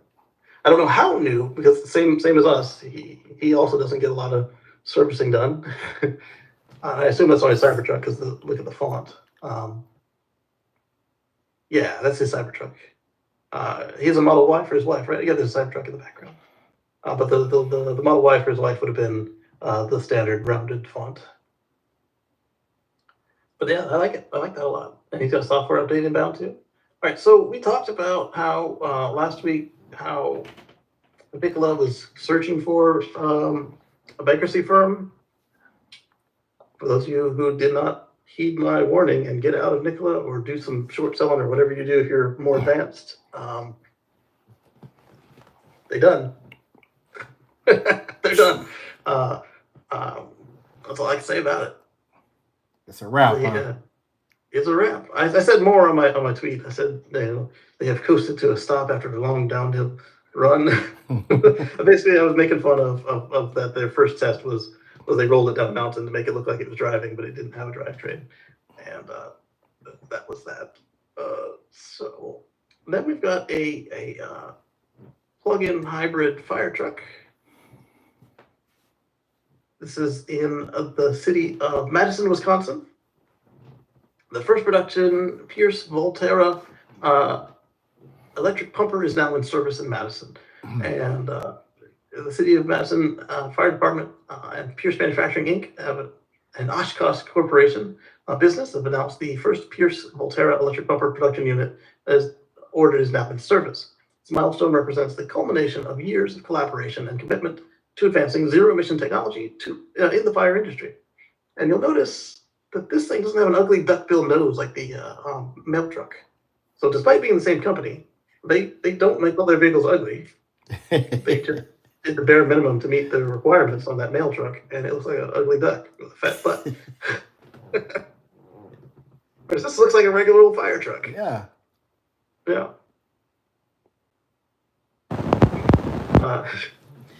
You say it's hybrid though, right? It's like the Volt was advertised to be, like the Chevy, like the Ram Charger is supposed to be, where it's a serial hybrid, like a train. It's all electric unless you need longer loiter time or more power, and they'll just turn on a V6 generator. And a V6 for a vehicle this size normally it'd be a V8 or V10, right? So yeah, 4-cylinder, but they actually might take up more space because a 3-cylinder slapped together with another 3-cylinder is shorter than a 4-cylinder. So okay. Yep. All right, so it's got seating for 6. The Tech 4 independent front suspension system. Okay, that's nice. 246 kilowatt-hour battery solution, so that engine might only see maintenance use. With a 6-year warranty, that's not bad. That's not bad. A 6-year warranty on a commercial vehicle, heavy-duty vehicle. That's strong. 1,500 gallon per minute single stage pump and a 500 gallon water tank. Okay, interesting. It's single stage, but I guess you can control the rest of that with valves. What's this? Where's this battery at, baby? From mommy? Well, this one's not a charging battery. What's this for? The remote? No. She handed me a AAA battery. But now that she mentions it, I probably should recharge some of these lithium rechargeable batteries for her so that whatever this goes to will be ready to go when I get off of this call. So bear with me while I plug these in.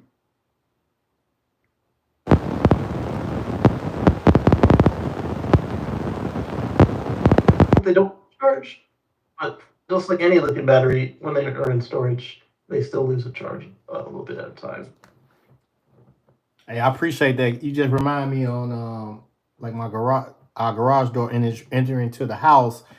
I have to recharge. I use those as well to recharge the door. It's telling me it's low now. I can just touch it, and because I'm trying to be, without to deal with keys or whatever, and sometimes I leave my garage up. So I may, we're in a good neighborhood, so I leave the garage up and maybe run around the corner or run and grab something to eat, and I can just touch it with my hand with the phone close by and But now it's telling me it's low. I need to charge it up though, because I use rechargeable batteries as well with that.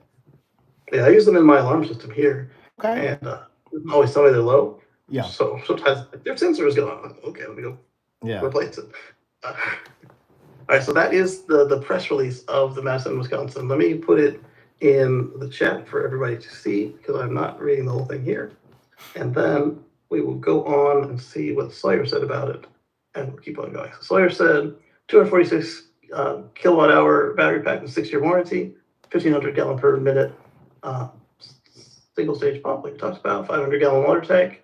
So this means that it's got a 1,500 gallon per minute single charge pump, 500 gallon water tank. It can burn its tank of water in what? 3/4 of the minute, right? So you got a hydrant nearby. Got some grid storage here. Just got a copy link, and we'll paste this over here to paste and go. Got the Netherlands is to build the largest battery storage facility with Tesla Megapacks.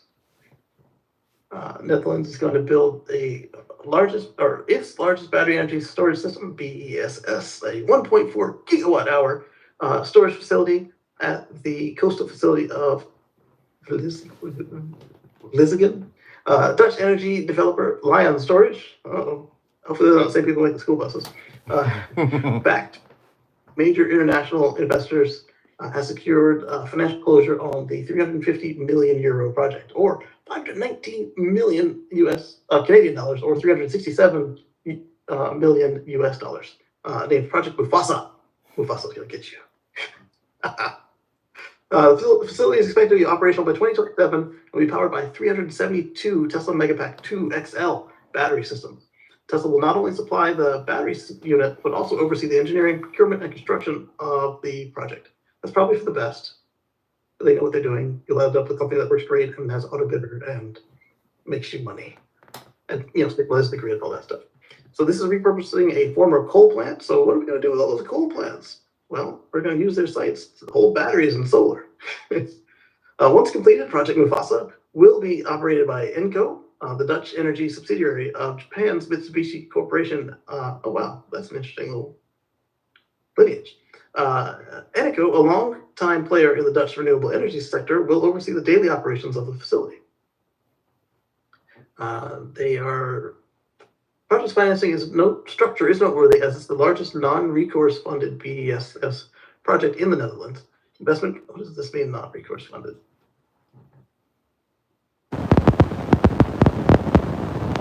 Finance definition: if you default on a non-recourse loan, the amount forgiven or canceled is not taxed.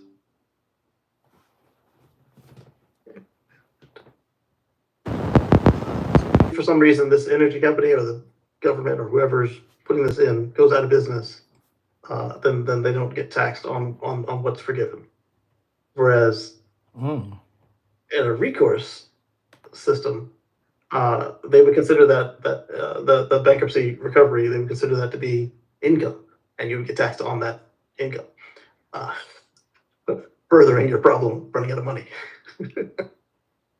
The project is a game changer for energy storage in the Netherlands, and Tesla's growing energy storage business. They deployed a record-breaking 31.4 gigawatt hours of storage in 2024, and then they opened up the Megapack factory in Shanghai, which takes them from 40 gigawatt hours capable of the Megapack main factory, and then the 10 to 20 gigawatt hours capable out of Cato Road, the test facility, and then another 40 out of China. And I may have been wrong and then cut all those numbers in half if I was wrong. That is cool. Next up, we've got Tesla Charging has come up with some cool stuff for us. Let's see what we've got here.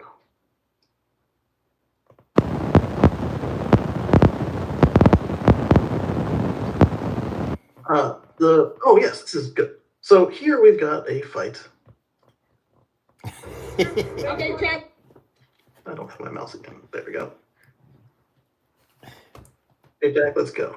The guy in pink is claiming he was first, but we were waiting to the other side for a while. We couldn't see him waiting from our side. This happens depending on the layout of the supercharger. Let's go. It's okay. That's how it's. You typically only see this in California, but it does happen other places on holidays and travel days. Guys, there's open charging there. There's open. I was here after this guy. You know, it's just charging. Just calm down. There's. Dude. Go. Okay, guys, I have evidence. Okay. It's something. Okay. Guys, it's just charging. Dude, I was in line. It's not a big deal. Just calm down. It doesn't even work on the side that the guy is not at. It's just a charger. You saw me, right? Unless it was like a Rivian or something. He was right there. I was. Seriously. Okay, check. No, it's on my legs. So it won't connect on that side anyway. I don't see the point of that fight. Okay, that's how it's people right now, because if somebody that's I know that I was people. it's There's nobody here. Guys, there's also charge. So don't be like this. But Drive Tesla Canada, Darren had posted this and tagged Tesla Charging. So hey, it doesn't have to be this way. We've got technology. Let's minimize the fights, right? So Tesla Charging said, virtual QA pilots are starting in Q2 at select sites. Goal is a net customer experience improvement for the 1% of cases where there is a wait time. Wider rollout this year. If feedback is positive, we continue to expand the network 20% year over year, closely tracking site level demand. So what they're saying is the same thing they said before, is that their real solution is more plugs, and that will take care of this. But in the meantime, they have finally agreed what we've been telling them for years and done a virtual queuing system.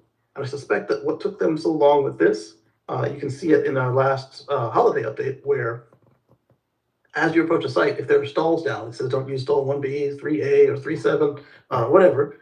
And in addition to that, you'll notice the lights on the supercharger stalls are off. If for some reason you're in something like a Ford or a Rivian and you don't see that hey, this one's down before you even park. So then folks have asked me, said, what about those other cars that don't have a Tesla screen? Well, one, the sites that are most likely to have a wait are most likely to be Tesla-only sites. And in addition to that, they have the Tesla app. They'll say, hey, same thing it says in the car. You're going to be queued up on site on stall 7B. You're queued up on stall 3A, and it'll be a 3-minute wait, a 5-minute wait, whatever. There's still an estimate, because if the person's not sitting in the car, or if they are not doing what they told the car they want to do, yep, they're still there. They're still plugged in. But at least you get an estimate for what the car thinks. And piece on this just determined how it's going to work. So we're going to go over that. Awesome. Thanks for listening. Looking forward to seeing the rollout. So basically, I think it needed that system in place before they could put this in place. And so then they needed, there's still some cars that didn't get the holiday update. So then they have to implement this. And now they have to test it, because what happens if, what if we get there and it says, all right, you're on stall 2A.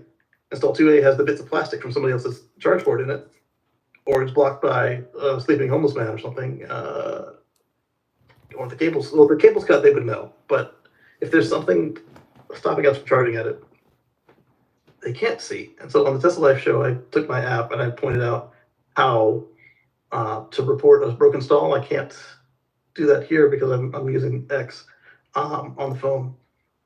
But what you want to do there is just report, I'm at this site, this stall is broken, and then it should reassign you. Like, hey, you can't use this, it's broken, and it should reassign you to another stall in there.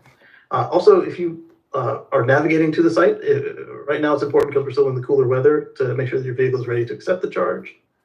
But another reason when the weather's fine is so that it doesn't route you to a site that's been closed or has errors. But if it's like a 5-minute detour or less, like it's going to be less time to detour than to wait for charging, the system will seamlessly move you to another site to charge. You can move it back, and then at that point, they'll try to move you one more time, and you'll say, oh, there's a reason it's moving me. And at that point, it'll also tell you, moving you because the site's full, or moving you because this will save time. It doesn't always tell you when it dynamically does it. It's just like, hey, broad trip. Also, depending on what your timer is set to, it may, this isn't finished yet, but it may say, like, if you say, this will save me 10 minutes, and there's another supercharger 5 minutes away and you're already at this charger, it might still redirect you to the other charger if you've got enough range to make it there, to make sure that, that you have a good experience. Because the mothership, which is their central server, it's getting the signals from the car, it's getting the signals from the map, it's getting all the signals from all the superchargers that are connected. There are some disconnected superchargers, which are fun, because they're plugged in, work, but they just aren't online. All of this is to make for a more seamless experience. So let's see if this next one is just reporting on it, or if it tells us how it works.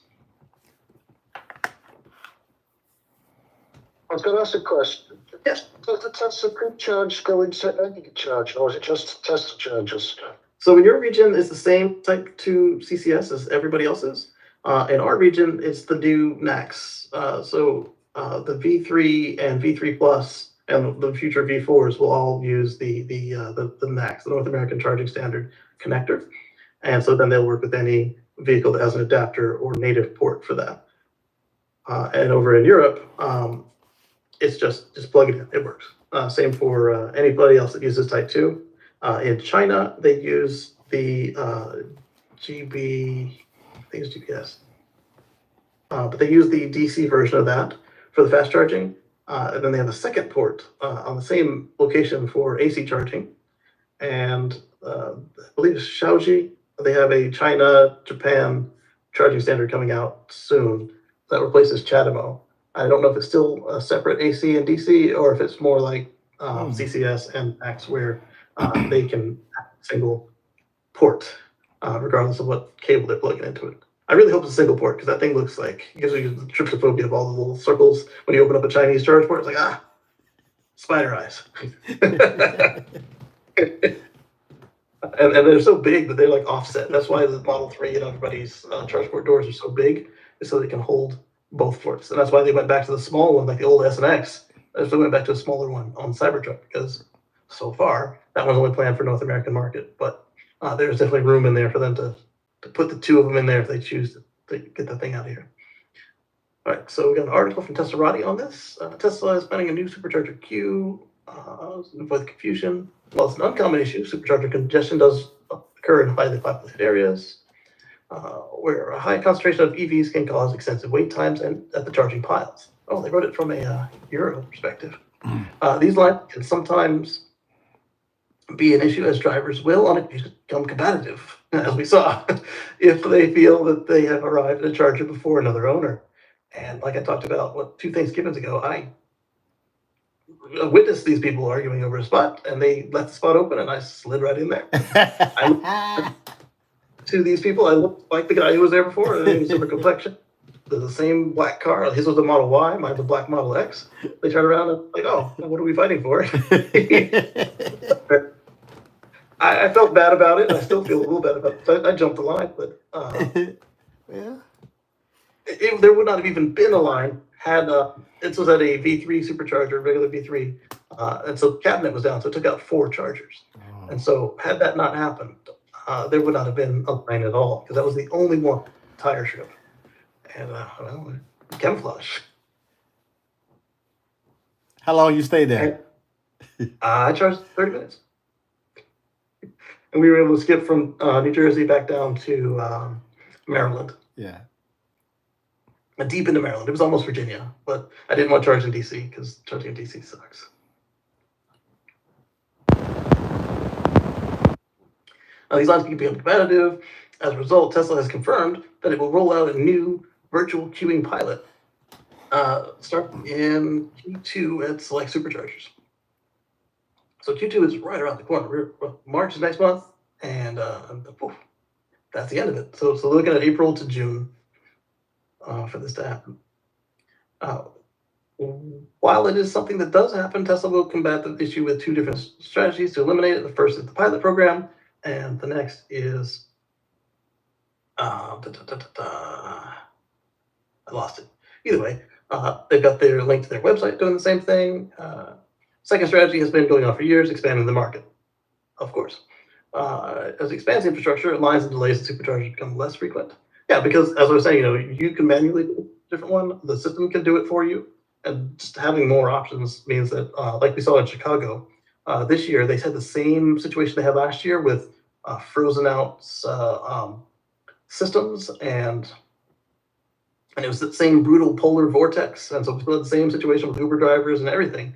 But you didn't hear any of those, oh, the supercharger network is completely frozen out in Chicago, even though Canada gets colder. We didn't see that this year because there were more stalls available to handle the situation. So we didn't have a crush. I mean, there were, we saw the map, there were sites down and others that had wait times, but it was not like the perfect storm last year where enough stations were in maintenance already, the power was down to others, and then you had all these drivers coming in at the same time. So it was a combination of just more stalls, better software and routing, and then people who were understanding and more prepared for how to deal with this. And so we didn't see any of those articles this year, which was nice, because that was, oh my goodness, the people talking about, you can't charge it in snow. Like, do you see these people charging in Alaska, Canada, Norway, Sweden? And Sweden doesn't even have half of their stuff online because the IF metal is blocking them being connected to the grid. Wow. Sweden got their 1,000 supercharger, what we talked about last week or the week before, and it's this nice, pretty wrap they put on it for number 1,000, and it's at an IKEA. It's like a version of the Norway flag. It's the Norway flag, the Swedish flag, sorry, and it's nice. The only one that I've seen that isn't just a version of the flag or just something iconic about the place was the one for Taiwan, for obvious reasons. They just picked a nice color and wrapped it in that. Because when one of your largest factories is sitting in China, even though he's willing to poke the bear in Europe and North America, even Elon is not off his rocker enough to poke the bear that is China, with his factory sitting there. They know.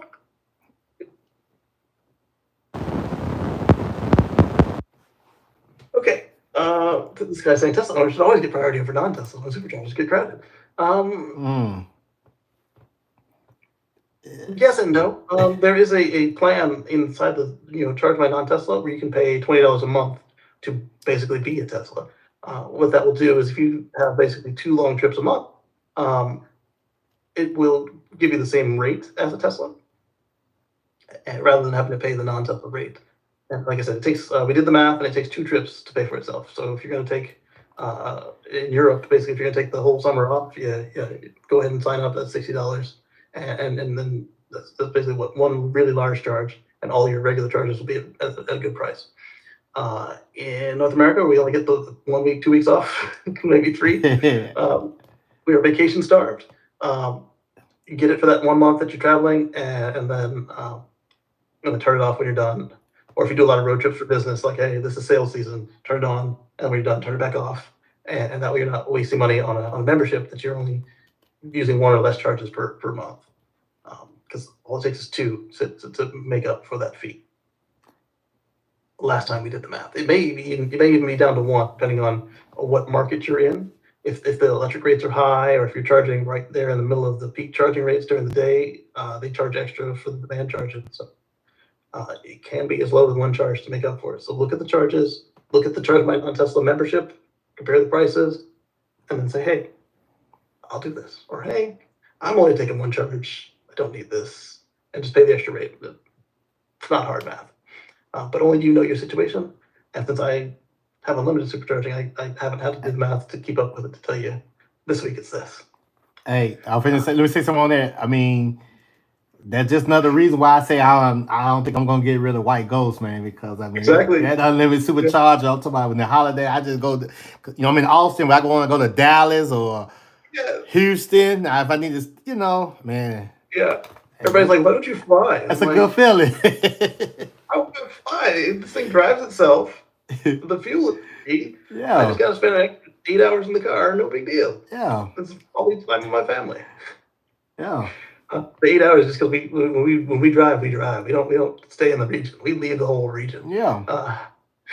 And one thing I want to say here on the record, though, I'm speaking for Austin area, Texas, and my area. I have noticed like the charging infrastructure have grown since I moved to Texas from 2015, where the stops now are much better. Reason why I say that, because I can stop here and charge for like 20, 30 minutes, and it'll take me into Houston. And where I'm going to be at, they got stations all over there, or a couple of spots. It's actually, I seen the improvement. So that's why, it's just another good reason why I say I see the future of with Tesla, charging stations are, they constantly getting better and better and better, and it's been proven, I'm not just saying that because I work for the company or whatever, but it have been a big improvement since I moved here in Texas, and I took ownership of my first EV. Definitely. So Robert showed me a picture of his rate meter, because they have the dynamic pricing where he's at. We're looking at. Where's he at again? He's in Wales. Okay. So we're looking at 24.84 pence per kilowatt hour. That's friggin' high, man. That's friggin' high. It's not pounds and pence. Oh, it was 24 pounds per kilowatt hour? Gee. Pence, yes. So almost 25 pounds for 1 kilowatt hour. They're gouging you, my brother. And yeah. Yeah. Yeah. To the other people, they get different rates in England, and also those public charges, they're 89 pence per kilowatt hour. They're going up to £1.20. I was talking to the other man the other day, that does that electric program. Oh, this is a charging station, not your home unit. No, that was. Okay, yes. Yeah, they got the dynamic pricing there. 20 pence plus standing charge as well. So they put that standing charge on top of that as well, so that you get that connection fee as well. That's connection fee. That's a so if you disconnect, you would get to pay the connection fee. It's about that. It's talking about that. I hadn't seen that. So what I'm going to say is, if you're in the kingdom, go ahead, and if you're getting a refurb or a new house, make sure it has a battery and solar in there, because this is ouch. That's unacceptable. If it was pounds or pence, either one of those is just too high. The rent's too damn high, party. But this is real. This is why you see the folks who are talking about, do I want to heat the house or do I want to heat the water? And I need money for food. It's not sustainable. And the cool thing here is they got rid of their coal plants, so the on their end it's not as fluctuate. It doesn't fluctuate as much, because you're looking at the methane, you're looking at solar and wind and hydro, but that's too high, way too high.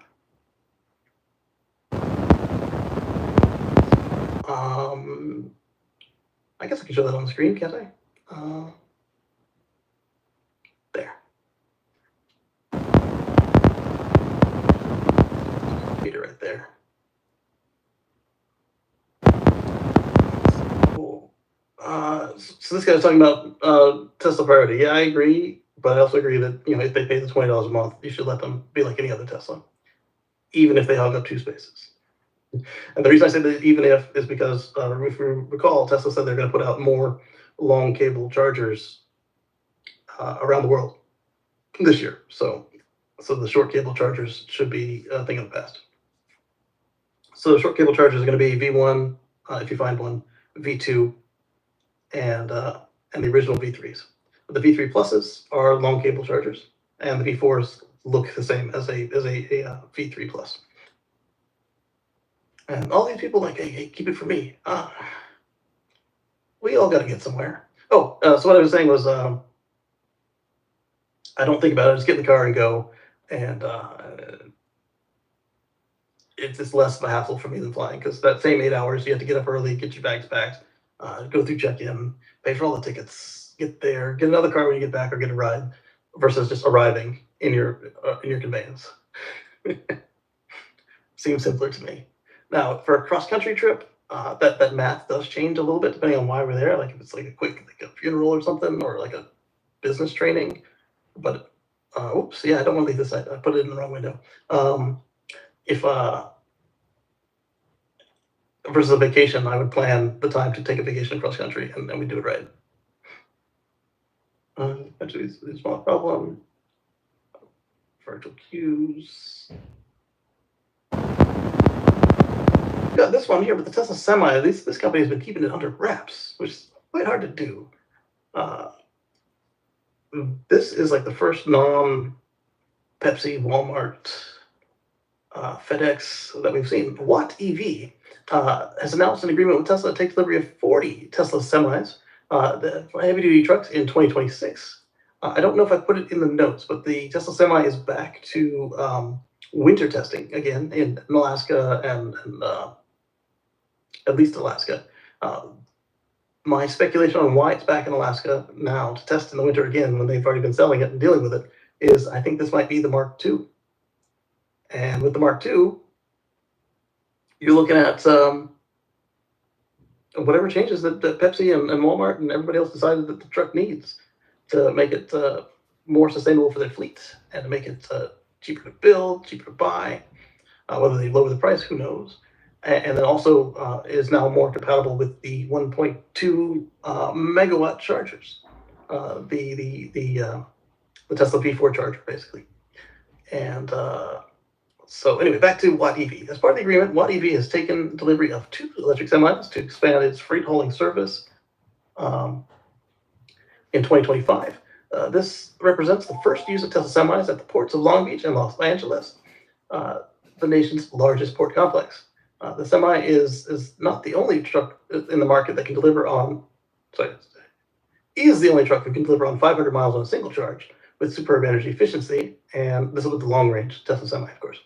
The short range, I think, is 350 miles, which is still plenty compared to their competition.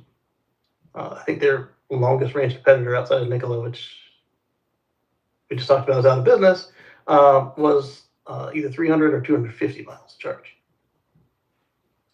So, said Salim Yusuf, I'm sorry, Sam Yusuf, I got you messed up. Of Watt EV. Elise says, Kacey, you're gangsta. I tend to be sometimes. This meek and mild exterior.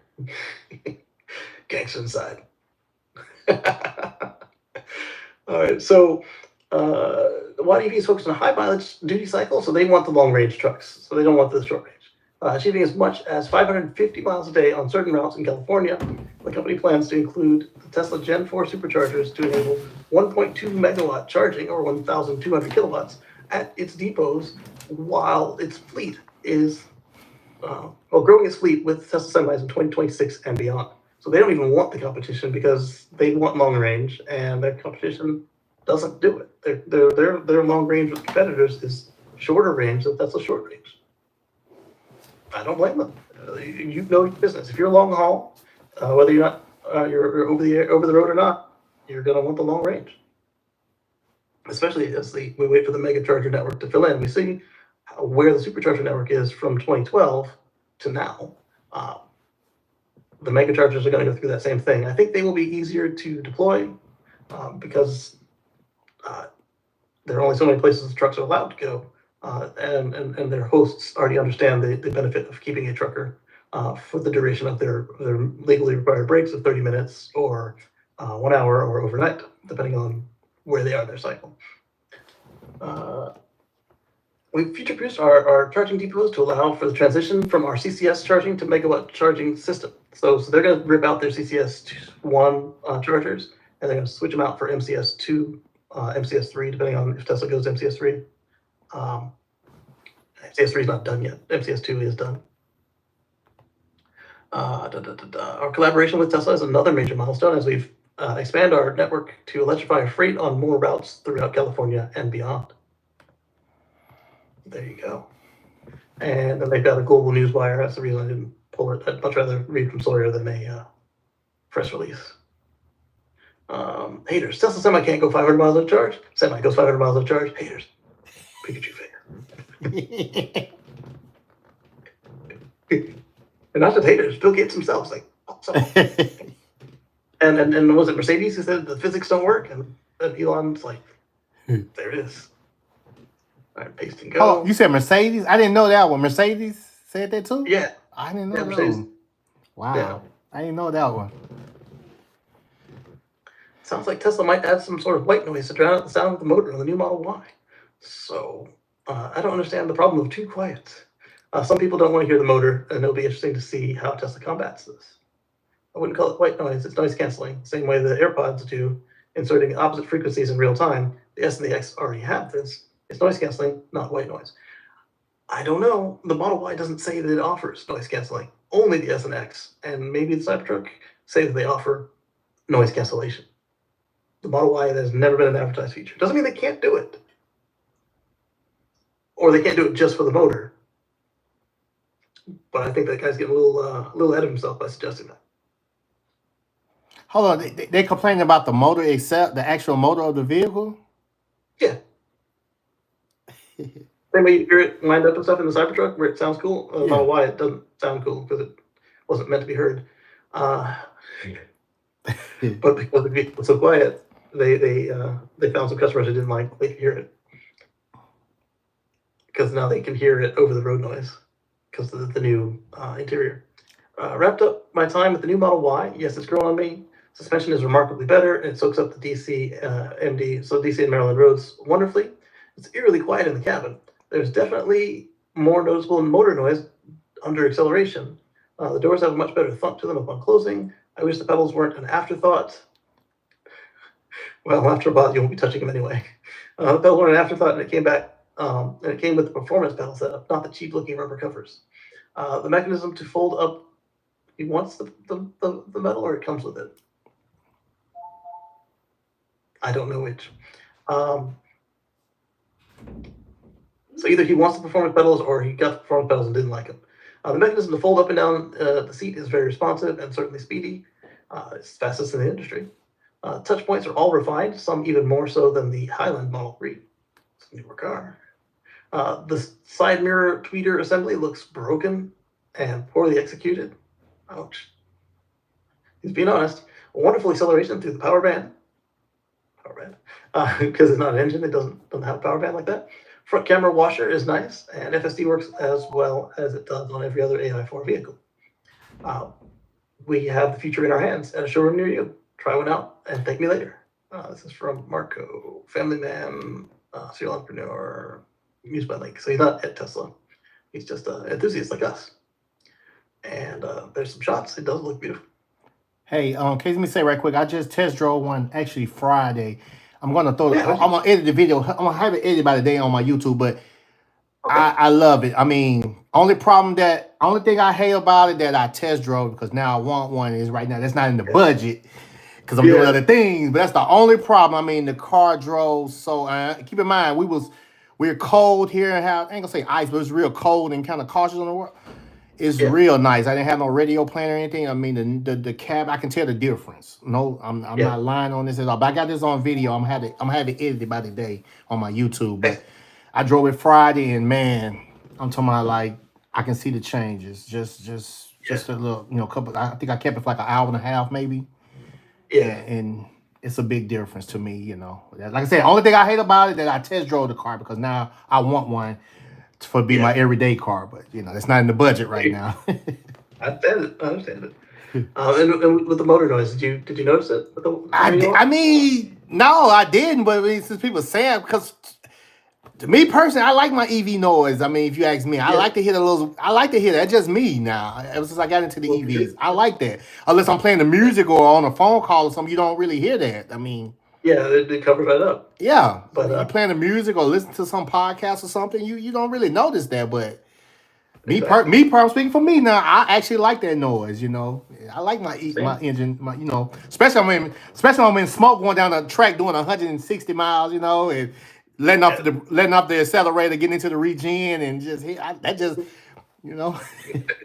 We like what we like, Like I say, I race against muscle, ice heavy, nitrous guys, turbo guys. They like that loud noise. Hey, I like my EV. You like it's not? It's just quiet. Yeah. So that's also part of the reason, like the demographic for Cybertruck prefers the sound. So that's why the Cybertruck doesn't make any effort to cover up the gear lash. why bother if everybody likes it, you can save money by making it have the noise. You already got one delivered? No, sir. It was at the showroom. Then Lars, head engineer there, says, shoot, we made the car too quiet now. You hear the motor. We're on it. And so then there's speculation as to how they're going to do this. Weight noise, sound cancellation. If it is sound cancellation, I don't think it's going to be the same as S and X, where you sample the interior and cancel it. It's going to be more like just part of the DSP, part of the radio. It will just, the motor's doing this, motor says I'm going to do this, and it just puts the opposite out. So it just silence it that way. Hey, over the time and years of my experience with Tesla brand, anything's possible with a software update. I mean, I'm just being honest. Software updates nowadays is mind blowing. From the things that they do. With the updates. Mm-hmm. So I was just talking about solar with Robert. We've got a new solar roof update from a competitor that we discussed years ago to the Tesla solar roof, when the Tesla solar roof was nowhere to be found because it was on delay. The GAF Energy's nailable solar single is now 23% more powerful. And I don't know why I have the tweet instead of the article, because it does not look like I found it on my phone, which would be another reason for me to do it that way. The 23% power boost in the GAF Energy's Timberline Solar ES2 is a big step forward. Easier installation and makes a solid choice for homeowners. So the Timberline 2, so we definitely talked about the Timberline 1. So let's go ahead and take a look at this. Sure. Close that. And GAF Energy says key improvements to the Timberline Solar nailable single, which include 57 watts of power per shingle, a 23% increase in energy generation. So per shingle. So I like that. More area than a traditional asphalt shingle, enabling superior installation speed. So instead of putting in like 4 regular shingles, you just put in 1 Timberline shingle. So you're going to get done faster. This doesn't look as pretty as the Tesla Solar with these ribs, but it doesn't look as bad as what people are complaining about with the silver collector, the regular panels. My panels in back of this house, they have 8 of them with the grid, and the rest of the 27 of them are the black collectors, so they blend in a lot better. Yeah, 27. Yeah, 27. Hold on, you got the shingles or panels itself? Panels. Okay, gotcha. Yeah, they're mostly LG, but not all. Yeah, Mine came up. I just finally looked up. I got 54. Nice. And I'm not looking at to upgrade or anything like that. Or no, we done with that. I just need to get them clean. I bought mine. It had 8 on it when I bought it, and then when I got the keys, it had 16. Yeah. And then I want more, so I've spent it to 27. I didn't go up there and do it as much as my insurance company was afraid of. I had the same people who made the magic expanding array made it expand one more time. You still got the extra power wall? No, that's at my dad's house. Okay. Yeah. It got #1 in South Carolina on the app. They're like, you're a solar superstar, which is cool. Enhanced strike zone for improved installation efficiency. So that's going to be for nailing it down. Compatibility with the complete GAF Timberline single collection. So I'm guessing that is if you had a hurricane come through and need to repair or replace one, you can just use the new one. You don't need the old one. Or if you did like a phased, like say you, all right, let's do this section of the roof. All right, let's do this wing or this side of the roof later. You can just pick up with the new stuff. You don't need the old stuff again. Timberline ES2 represents everything we've learned about solar roofing, enhanced by extensive feedback from contractors and homeowners. It's an innovation that delivers solar shingles that's worth more, it's even more powerful, even easier to install, and more versatile than ever before. Okay, moving on, we've got, this is solar shingle. We talked about it in depth last year. It's better. It's probably cheaper. Let's rock on. And that's for, if you are in a state where the HOA still can stop you from putting in solar, what are they going to do with this? Not much. But thankfully, most of the states are going the other way and saying, pound sand. NEMA unveils a standard for bidirectional EV charging. I don't know if we did this last week or not. It feels familiar. But there's a new article on it, so there must have been something changed on it. I don't think you did. We did? I don't think you did. No, I don't think you did. Okay. Not last week, at least. Okay. There's a rare good news on another dark day. The dark day. Oh, I scrolled right past it. On the dark day, there was a shooting, a pair of shootings actually at Patrick's closest Tesla store. Oh yeah. Guys, you got a problem with Elon? Take it up with Elon. Write him a letter. Go stand outside his DC office or wherever he's going to be this week. Don't escalate to violence on this. It's not worth whatever your problem is. It won't be your problem anymore when you're in a jail cell, and whatever you were trying to achieve will not be achieved from inside a jail cell. So or jail cell or the other option. I'm gonna keep it. Keep it clean. Our police force is a little trigger happy. Yeah. So calm down a bit. I know it sucks, and that's happening is not just him. Remember, there are string pullers in that organization, and they are dead set on a certain thing happening, and they're going to make it happen. Like this whole traumatize the federal workforce thing isn't even Elon. It's a guy named Mr. Vogt. Trump could care less. It's a Mr. Vogt, and he wants to traumatize the federal workforce until he quits or something. So that has nothing to do with the cars, nothing to do with the employees there, nothing to do with the customers.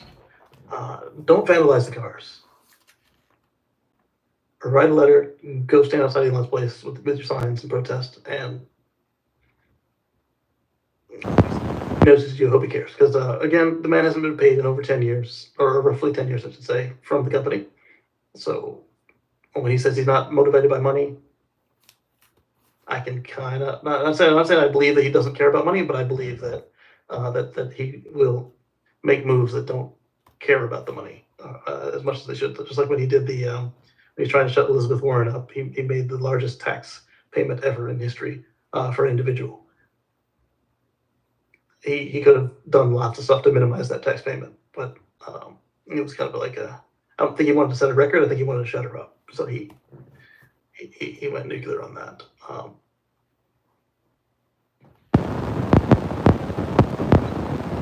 He's the front man for this company. He gives them lots of ideas. He's not the company. He was just complaining about how he didn't have 25% of it. So he was going to blackmail the company with money. Same thing he got mad at people doing at Tesla, at Tesla X, boycotting the advertisement. You're going to blackmail me with money? And then he turns around and does the same thing. He was blackmailing Tesla with money about XAI. And so instead of integrating XAI into Tesla, he started up a yoked competitor. So they're together, but also not together.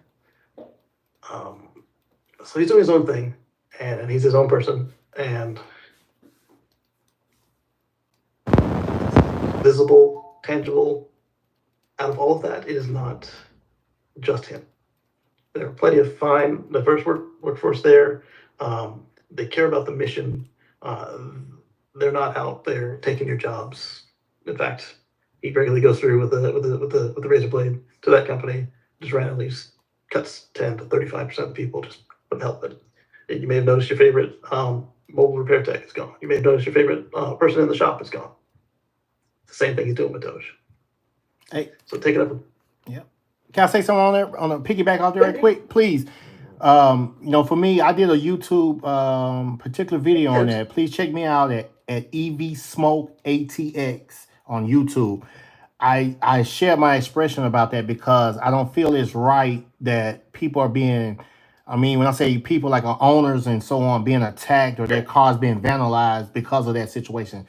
That's not right. And all Tesla owners are not created equal, right. And, coming from where I come from, and, I work hard for my stuff, and I'd be darned, somebody just, damage what I own, what I believe in, what I bought with my own hard-earned money. It ain't like Elon gave it to you. But please check out my video on YouTube about that.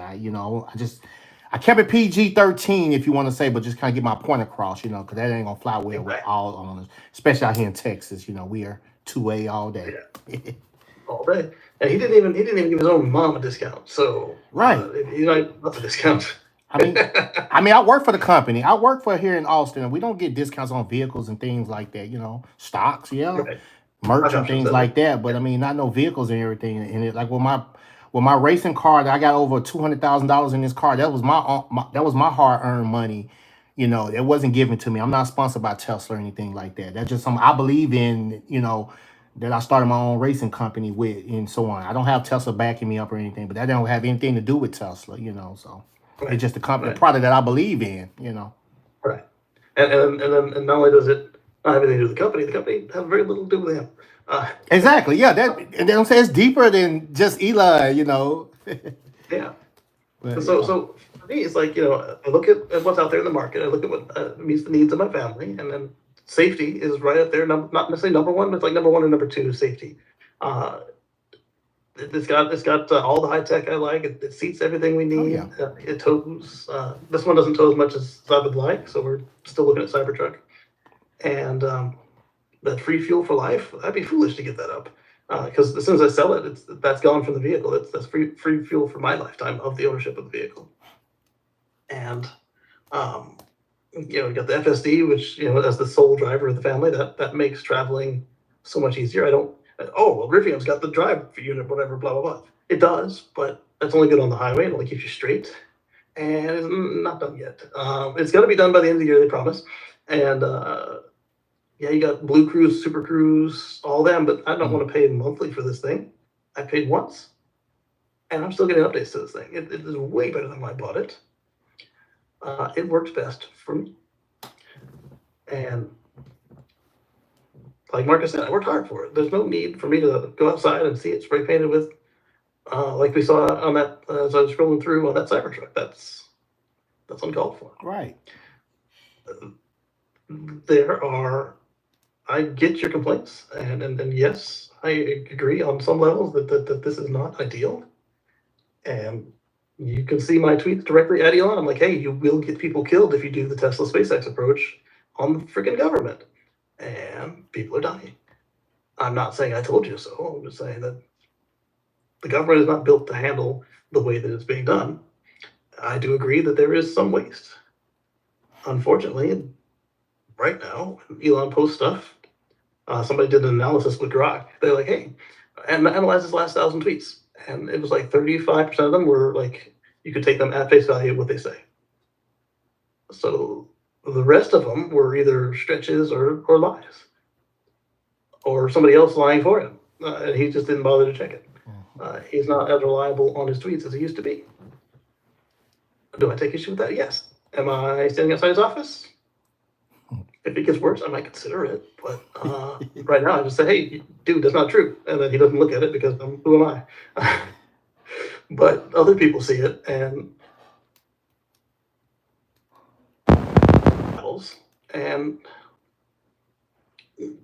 we don't want to resort to violence, because once you switch to violence,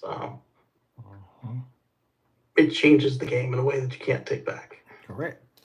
And the way that we're set up today, it usually just means that you get free.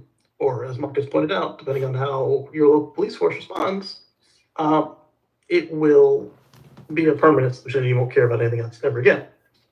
You want to go to the supermarket? Yeah. Come here. You want to say hi, Mark? Yeah. You want a sticker? You brush your teeth with mommy?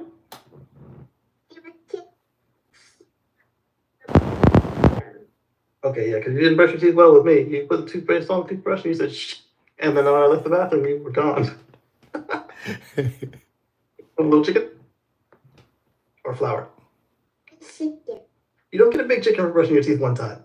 You gotta brush your teeth 2 times and you get a big sticker. A little rabbit. That's a big rabbit.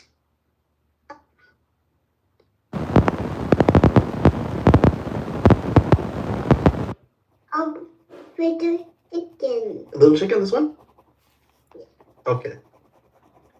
And And? What?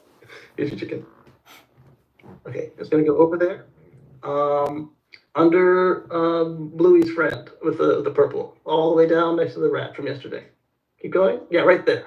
Down, down, down, down, down, down. Up, up, up, up. All right, find your mouse from yesterday. But yeah, go check out that video I made on my YouTube. It says, I think it says, my Tesla owners be careful. At EV Smoke ATX on the YouTube channel. I mean, I took my time to break that video down and try to be clean as I must, possible as I can be, because I don't feel that's right,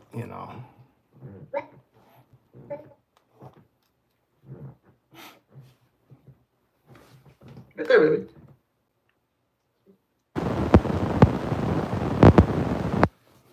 Yeah, not yet, right? Okay, so exactly that. It will, life will go on. We will make progress on this, but we're gonna have to do it like every other movement. You have to just nudge him in the right direction. Okay. Nudge him in the right direction, and then eventually we will reach a consensus on this. Because yes, I agree there is some waste, but when I see that the numbers don't add up, even when he says them, it's like, I don't want to have to research it myself. That was the whole point of your other thing. But at the same time, it's like, there was one he found yesterday, and if it matches up, I need to go check it. There was this company that was basically doing janitorial services or something to that effect for an empty building or nearly empty building, and they were charging $245 million to clean one building. It wasn't listed as a particularly large building. If it wasn't the nuclear stockpile, then there's no reason for it to be a $245 million contract to clean a building. So it's a mixed bag, and it's just like my politics; they're mixed. You gotta look and see what's going on in the real world and apply it. But I mean, and like I say, I'm not into politics. I made that clear, but it got to be something that got people raffled, feathers raffled, that there's going to, some stuff that's going to come out that they ain't want to come out for over years that's been happening. But also, too, you got those EV Tesla haters, as I say, that's kind of like part of this, too, just trying to have a reason to, to do the BS that they're doing. Oh, yeah, some people just... it's not going to fly. Alfred, some men just like to watch the world burn. Yeah. Bastards. Mad at the world, as I say, but it's not gonna fly. It's not gonna fly. Yeah. So this one, NEMA unveils a charging standard for. So NEMA is, you might recognize that from NEMA 1450, NEMA 1520. These are your plugs. These are your North American plugs. They have a EVSE power export permitting standard, which somebody came in and wanted to speak, and they were not approved, and they left. Oh well. It's not a regular space. This space is attached to the video. For those of you who are coming in and seeing this, the NEMA has published its EVSE power export permitting standard, which is a link to it. So for those of you on the space, you're hearing Motoko being really loud, washing her hands. For those of you on the video, you're not hearing any of that. I was gonna say I don't hear anything. I was just gonna say I don't hear anything. Because the space is coming directly off the microphone. Gotcha. Whereas the video is coming off of the computer. Gotcha. Which is fun. So the NEMA bidirectional charging standard defines characteristics and key domains of electrical communication, cybersecurity. That is very important today. Cybersecurity is becoming more and more critical in everything we do. Cybersecurity for permitting of power export between EV power supply equipment and electric power system. With vehicle to grid and vehicle to building, home, vehicle V2B and V2H, or V2L, which is vehicle to load, but that's using much more local, like running a toaster directly off your charge port. With these, EVs act as mobile energy storage units to power homes and buildings as well as the grid itself. The standard could also put money back into EV owners' pockets by enabling the cars to store energy overnight or when not in use, and then sell that power back to the grid at a profit during peak demand hours. So I'm thinking it would be really cool. You have a grid connection, but you're set up for off-grid, and then you have extra panels and stuff winter time, that way you can make it through. But then during the summertime, you're just filling up the Cybertruck, and then you can just dump it back into the grid for profit as people need to turn on the air conditioners. Let's see, and they're not just Cybertruck, but there's others that work with it too. Like our friend Sergio, he's got a good low price charging solution, and it's cheaper than his home charging. So what he'll do is he uses his Cybertrucks and his GM trucks as tankers. Whichever one needs a charge, he'll just charge it up, and then he'll bring it back home, and then he'll charge the other vehicles off of that one, like literally like a fuel tanker, aircraft tanker, and it works, and it's fun. Innovative solutions. And then, of course, he can plug it into the house as a battery backup as well. David Kendall, Director of Industry Affairs at EBB, also noted the safety benefits, saying that the new standard will make installations safer while supporting grid stability and helping customers maximize their EV investment. And this is just, the reason it's taking so long is you've got all these standards to work with, you've got the safety is very important, and then you need the power company and grid operator buy-in as well, because it's not just to the house. So. Featured comment on this one. Did you notice that? Usually there's a featured comment. This one should have got it 18. Oh, 18 there. Do they all get 18? No. So why do they not have it featured? This is great news and long overdue, as manufacturers have been making more vehicles capable of exporting power, offering the G side of the vehicle grid. Hopefully, having an agreed standard will increase the availability and should decrease the price too, if they don't charge too much for it. Now we are cooking. I think it's worth 14 kilowatt hours. The dedicated residential battery is important for time of use rate arbitrage. Yeah, that's the other cool part. There's you can get like 1 or 2 power walls, and then if you have a long range enough vehicle, and you can use that instead of buying a bunch of power walls. But that's cool. That's that. We're almost at the end of the pre-selected articles. And if you guys haven't, let me know. And then I've got a couple in the browser window that I might zoom through if I find them easily. If I don't, I'll put them in the notebook for next week. As I was getting to that 5 million impressions mark, I was a lot less careful about getting stuff into the notebook. I was like, I'll open that and look at it later. I'll open that and look at it. Because some of them are not clear that we should be talking about them on this show. And so if that's the case, I don't put them in the notebook right away to filter them out later. Don't open them. Just leave them in the browser. And if they're not, I close them. And if they are, they make it back to the notebook if I get to them. All right, so this one is really cool. The average time spent in a supercharger has fallen by 22% since 2017, is the comment on Tesla charging posts. And we're currently reviewing the latest version. The supercharging keeps getting faster with smarter trip planning, a denser network, and faster charging, preconditioning, vehicle efficiency improvements, and AC ripple currents, and more. We're chipping away at every second to get you back on the road faster. So the AC ripple currents was the newest thing. That was on the LFP packs, where they will run AC through the DC batteries to help warm them up faster to get you back on the road faster.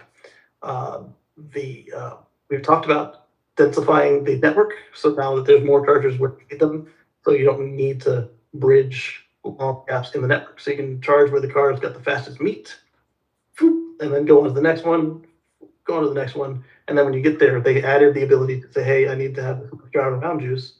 So at that last stop, or the last 2 stops, last 3 stops even sometimes, depending on how long your trip is, the car will start to put more in reserve, so you're not spending all that time at the last stop for an extra 30 minutes or so you have the drive around, which is pretty cool.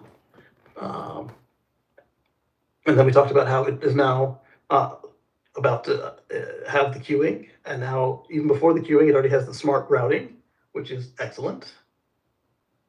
Kyle says, when we get the next big leap in Tesla DC fast charging performance, it's time. He's talking about the V4 native, which is coming up, and Wes said that it will probably be him, but I think it's gonna be Kyle or Tesla Tino, depending on where the first one is.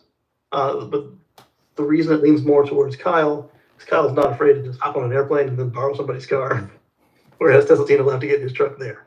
And basically at that point, if it's not in Florida or wherever he is at the time, then Kyle's going to beat him to it. It's just a matter of fact. ED Dave says, charging problem with my Cyber Beasts. You have 2 Cyber Beasts? I didn't realize you had more than one. I knew you had one. He has a lot of cool, just like driving videos.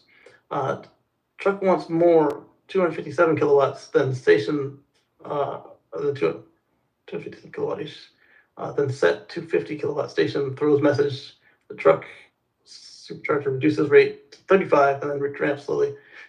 Yeah, so it might be a station that did not yet get the update, but is capable of it, or barely capable of it. And so what's happening is the truck is ramping and the station's giving it, and the station says, I'm not allowed to go this high. And then instead of pulling it back down to where it is, it goes all the way back down to low. And we had this at a lot of stations when Cybertruck first came out. So I'll give it a heart so it gets more visibility, but definitely put that in I know you're not watching my show, but if this gets back to you, EV Dave, put that in on the app, and also on the tweet, and then somebody will see it. 100 kilowatts at 50% ain't cutting it. Tesla charging. So Colton is running Model Y performance, Model 3 performance. It's high on some of these vehicles, but like you said, we're working on it. We're working on it, and they are. Look at the graph, what it did over time. For folks interested, this was the first and last time we saw this chart from Tesla. First and last time. What do you mean?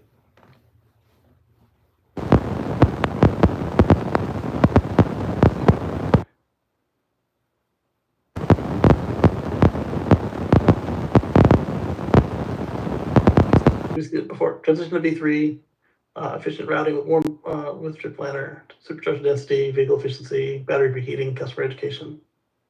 And that was to 2023. And then this one here, see in 2025, is continued. I see what he's saying there. He didn't word it well.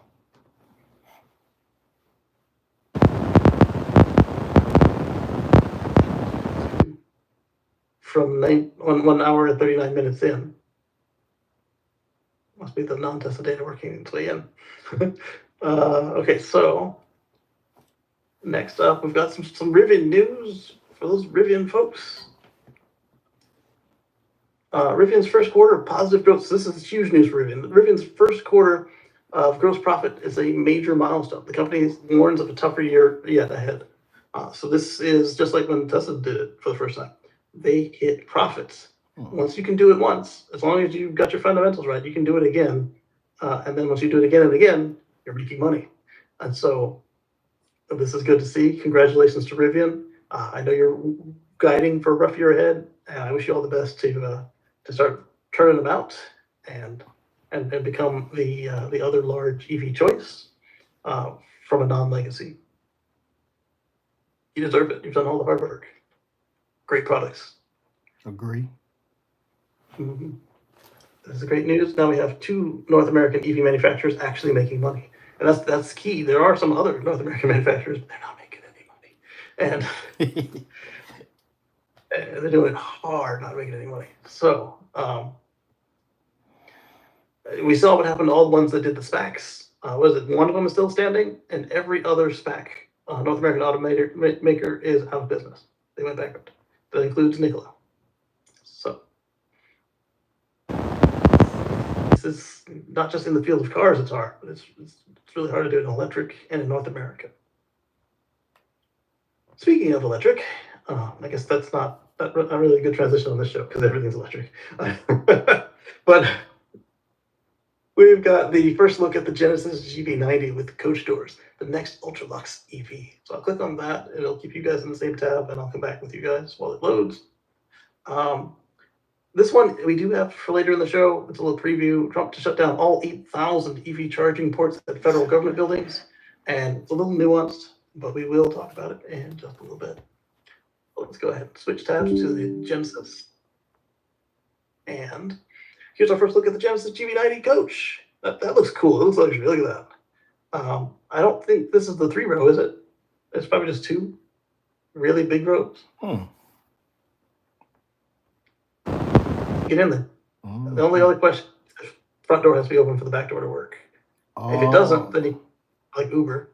I mean, obviously, if you have a chauffeur, then you don't care. But if it's something like strangers driving you, you need to be able to have that back door work independently to qualify.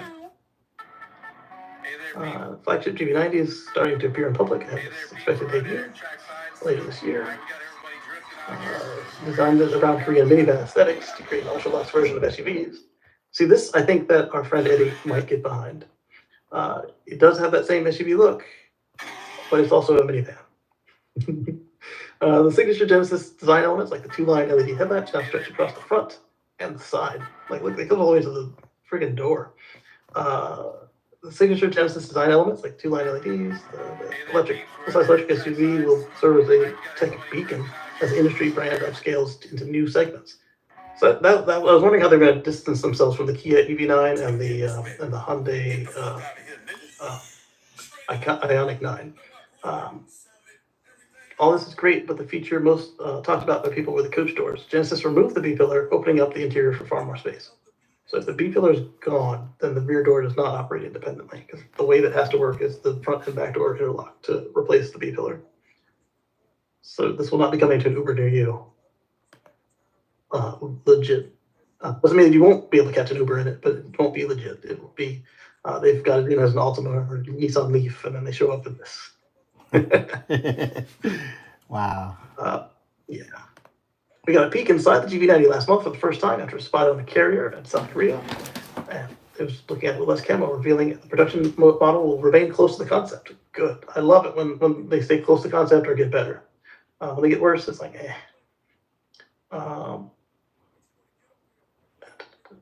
So one way they could do it without the B-pillar and have the doors independent is when you pull the handle, you could have like steel bars that push in and out, and you can let the bars go, and then the back door can open. And when it closes, they close back up, like some of the French door fridges do. They've got their own little flappy bit where you can open either side first.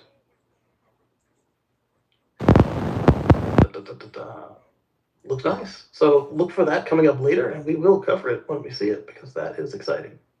And I thought this would be later in the show than it is, but here we are talking about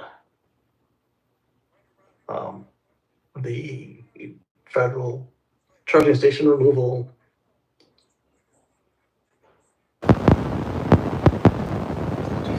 Government Services Administration, which manages buildings owned by the U.S. federal government and more, is shutting down all of its EV chargers nationwide, describing them as not mission critical.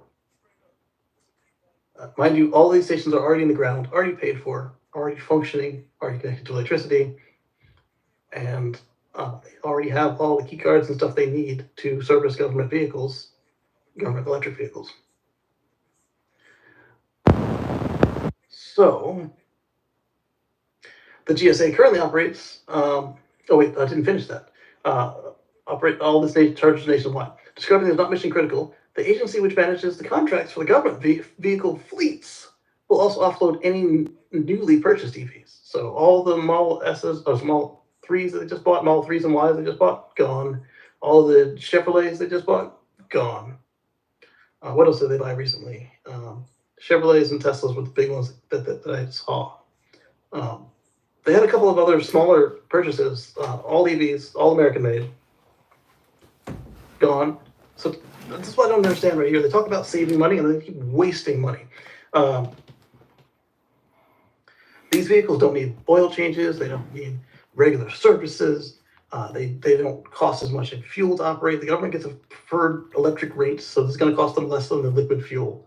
They can make their own fuel because the government isn't afraid to put up solar panels, even though they people running the government sometimes are against us doing it. So now you've got ways to increase the consumption of electric, yes, because every kilowatt hour you use in an electric car, you use the same kilowatt hour in a gas car at the fuel plant. So you're going to be burning liquid fuel, paying the price for that. You've got the oil, you've got the maintenance, you've got so you were just talking about getting rid of the workforce, right? So now you got to bring back mechanics or hire a mechanical contract. This is the most wasteful, not the most wasteful. This is another one of the most freaking wasteful things they've done since they started talking about saving money and then not. You seem to get a little bit shaky here. It's not just the sugar. I am mad. I'm mad. Agreed. This is ridiculous. And the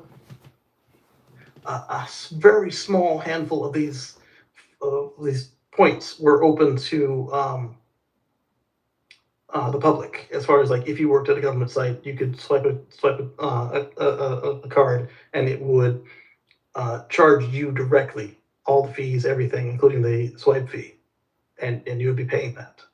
I think prepaying it, because just in case your stuff didn't go through. The rest of them were just for government use only. So you see a nice charging station out front, it'd be in the charge point network or whoever put it in, and you look at it in the app and it'd say, not for you.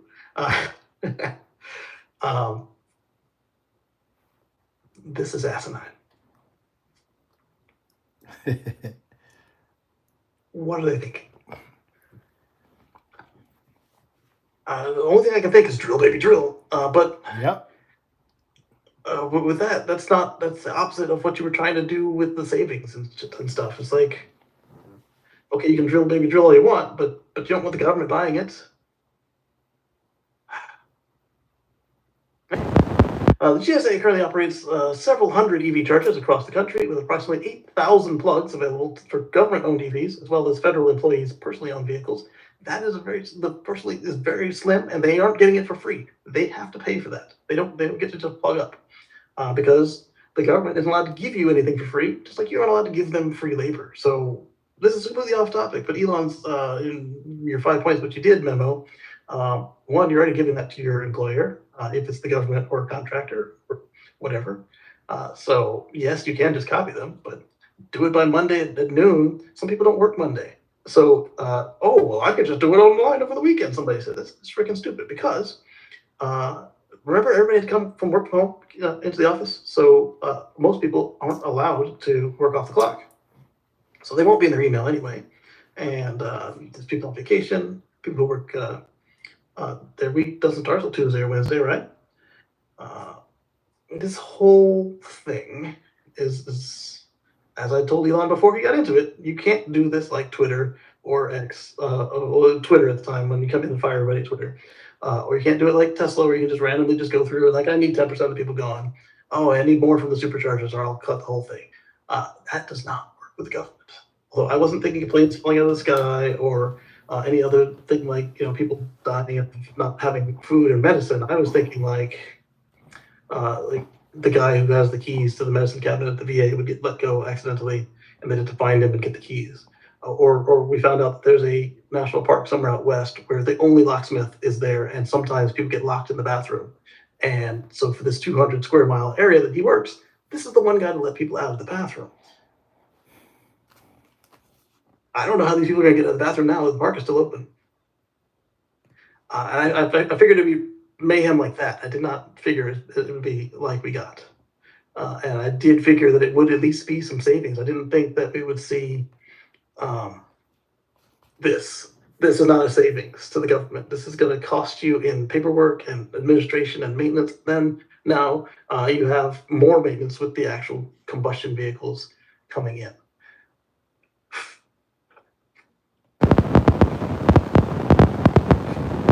She's gonna let the quarantine. Okay. And they charge, they all charge a few kilowatt, yielding as many as a few miles of added range at the end of a working day. For 1 or 2 lucky EV owners, totally worth it. And then also for the vehicles that they built them for, the government vehicles, they're ready for the next shift. By the time you get back in the morning, ready to go. Not anymore. Let the free market work. How's that going to work? Is the government going to go to the supercharger? That is if you have a government employee coming from their office to the supercharger and then back, that is 30 to 40 minutes out of their day when the thing could have been charged at home. You charge where you park. You don't go to a place to charge. That is stupid. It's not, EVs don't need you to go somewhere to get your range back. That's a gas concept. Let me get off of this before I say something get me in trouble. I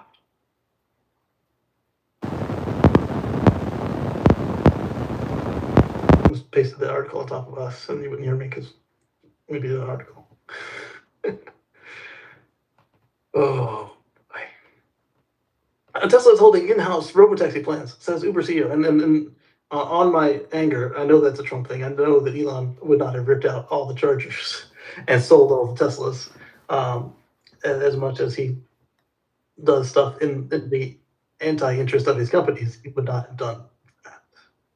And so maybe he knew something when he said he doesn't think or know anything about the $400 million. Because they had that modification where they took the word Tesla off, which, unless Tesla had won the contract, it should not have said Tesla, even though they were aiming that Tesla would be the only one to qualify. Then it just said EV, but it's still not ready to fund yet. They're not ready to pick who won it. I don't think that one's going to go through at all. $400 million for armored EVs if they're getting rid of all their chargers and all their EVs. Why would they buy more EVs to buy the chargers back? Well, I say that. Why would they buy back their EVs and EV chargers? So that somebody's friend gets them, of course. But with this many eyes on them, I don't think that they would make that mistake. Because what they would do if they were trying to do it, they'd say, oh, these ones are old and they don't meet the standard anymore. We need them to meet these standards. And then they could say, all right, this is all coming from BP. BP bought the V4 superchargers for these sites. Shell did it too, right? So BP or Shell or somebody else that's not Tesla. We want you to have the Ford charging contract or whatever. It would be them. It'd be somebody who actually makes electrical equipment. But that would be, they would phrase it that way. It's an upgrade that's required to meet the mission or whatever. Not, oh, we don't need EVs to meet our mission. Let's get rid of them all. The Army and Marines have already, and Special Forces, all of them have already proved that EVs make sense, even in the battlefield. They tend to use plug-in hybrids, and you can then motor in on gas so that you get to the zone, cut the gas, and then EV it all the way in, take out your target, EV back out, and cut the gas engine back and motor on out. So you didn't need big EV batteries, but they were large enough for the mission. And then you could charge them on site, so you didn't necessarily need the fuel battalion to come through every time that you had to take these things out if it was just like a short deal. They have these rollable solar. Dan showed us on the previous show. They have these rollable solar. They're like an acre long. It's rolled out behind a truck, like an MRAP or a pickup truck. And then when you're ready to move on to the next place, you pack up the base, you roll the thing back up onto the truck, and then you drive on.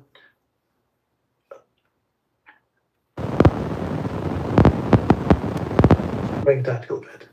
So anyway, let's go back to Tesla's holding in-house robotaxi plan, says Uber CEO. So this one I put in there to say, duh. They told us from Hardware 2, the very first full self-driving capable, or so they thought, hardware, the one with the NVIDIA chips. They told us that, especially from AI Day #1, they told us that they were not planning on allowing us to run these things on a non-Tesla network. When you bought the Hardware 2 with the FSD package, it basically said, you agree not to use this on Uber and Lyft and anywhere else. This is for Tesla only. So help you. And you signed that when you bought the FSD package. So Uber complaining that they're not sharing robotaxi now doesn't surprise me. It doesn't surprise me. Now they could probably make a special purchase with Tesla and get some cars and then pay Tesla big or whatever, but this is not a surprise. That was the only reason I even had that in there. All right, so that was the last one in the notebook. Let me surf this thing real quick, see if we have anything cool to talk about. Anybody in the space, or Marcus, you got anything for us to talk about while I look through this thing? You pretty much cover everything, and no, not really. I can think off top. What you got there? So earlier, I was going through Passerati because that's what I was going through. Typically, when we were doing it, and they're not the robotaxi isn't going to be painted. Oh, it's not. That's cool. It's gonna be like Cybertruck, or it's gonna be like plastic. The Cybercab is not painted, and they're developing a new process where the paint is injected into the panel at the same time as manufacturing. Okay, so similar to the Saturns. The pigment was impregnated into the panels as they manufactured them. I was wondering maybe if we wanted that part, if I listen to the podcast later, he'll explain it more. Maybe. in detail. That's where it's from. Yeah. Oh, here's one that we could share. That's interesting. This Tesla product was released. That was really cool to me and sold out immediately. They have a 1/40th scale megapack charger. It's a USB A and C charger. Had 3 ports, and it's a scale model of the megapack V2 XL. And So while he's doing this Hmm? today, I have a SpaceX engineer now following my account. Oh, cool. Nice. And so this is a battery bank, but it's not considered to be a portable battery bank. Look how huge it is compared to your phone. I guess you could put it in your luggage, but you wouldn't want to put it in like a backpack or a pocket. So it's 2,100 milliamp hours, or 76.65 watt hours of battery storage. Does it fit on an airplane, or is that too big? Yeah, that's too big. That's what I had the problem with before. There we go. So yeah, definitely aren't taking this on the road with you, unless it's in your car or something. The max input is 65 to 100 watts, depending on charging adapter or cable. But here's the cool thing. It can output 100 watts for one device, but it can output simultaneous 108 watts between the 2 USB-Cs and the 1 USB-A. Oh, they got a video. That's what I was trying to tell you about before, the new one. I've got the old one, which has got the yeah, and it's got micro SD, USB, and Lightning port. It's got all those. Plus, it's got it's got micro USB on one side, and then it's a big full-size USB, and its own connection on the other side. Yeah. Gauge from one to another. It's got different things. I think it's as big as the iPad and the MacBook. I'm wrong.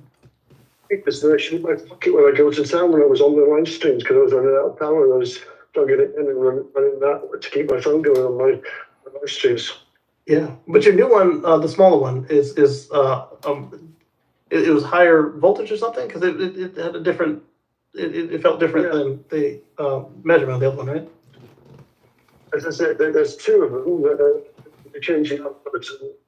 Like one is just a watts, the other one is something else. Say then that other one, which I told you was batteries that are lighted. It's 40% lighter rather than 60% more. To find out, it's a lot less weighting. Yeah. And then the higher voltage, it'll charge your phone faster too, yeah. Yeah, that one will charge it at full speed of what my phone can do. Not as fast as the other phone, which you can't take on a plane either. The iPhone 3 Pro, yeah, it's got some power, but that's beyond what as well. But I think they might change that in the future. Yeah, it'll charge the Samsung at full power, 45 watts. Yeah, but another reason that's important though is if you're on your low on your charge, it can keep up with what you're doing even if it doesn't charge the battery, because some of them you can be charging them and draining battery, but just slower. So Anders has good news. Anders' wife won the floorball game. Everybody, let's give her a congratulations. Let me give a little round of applause here on the sound effects.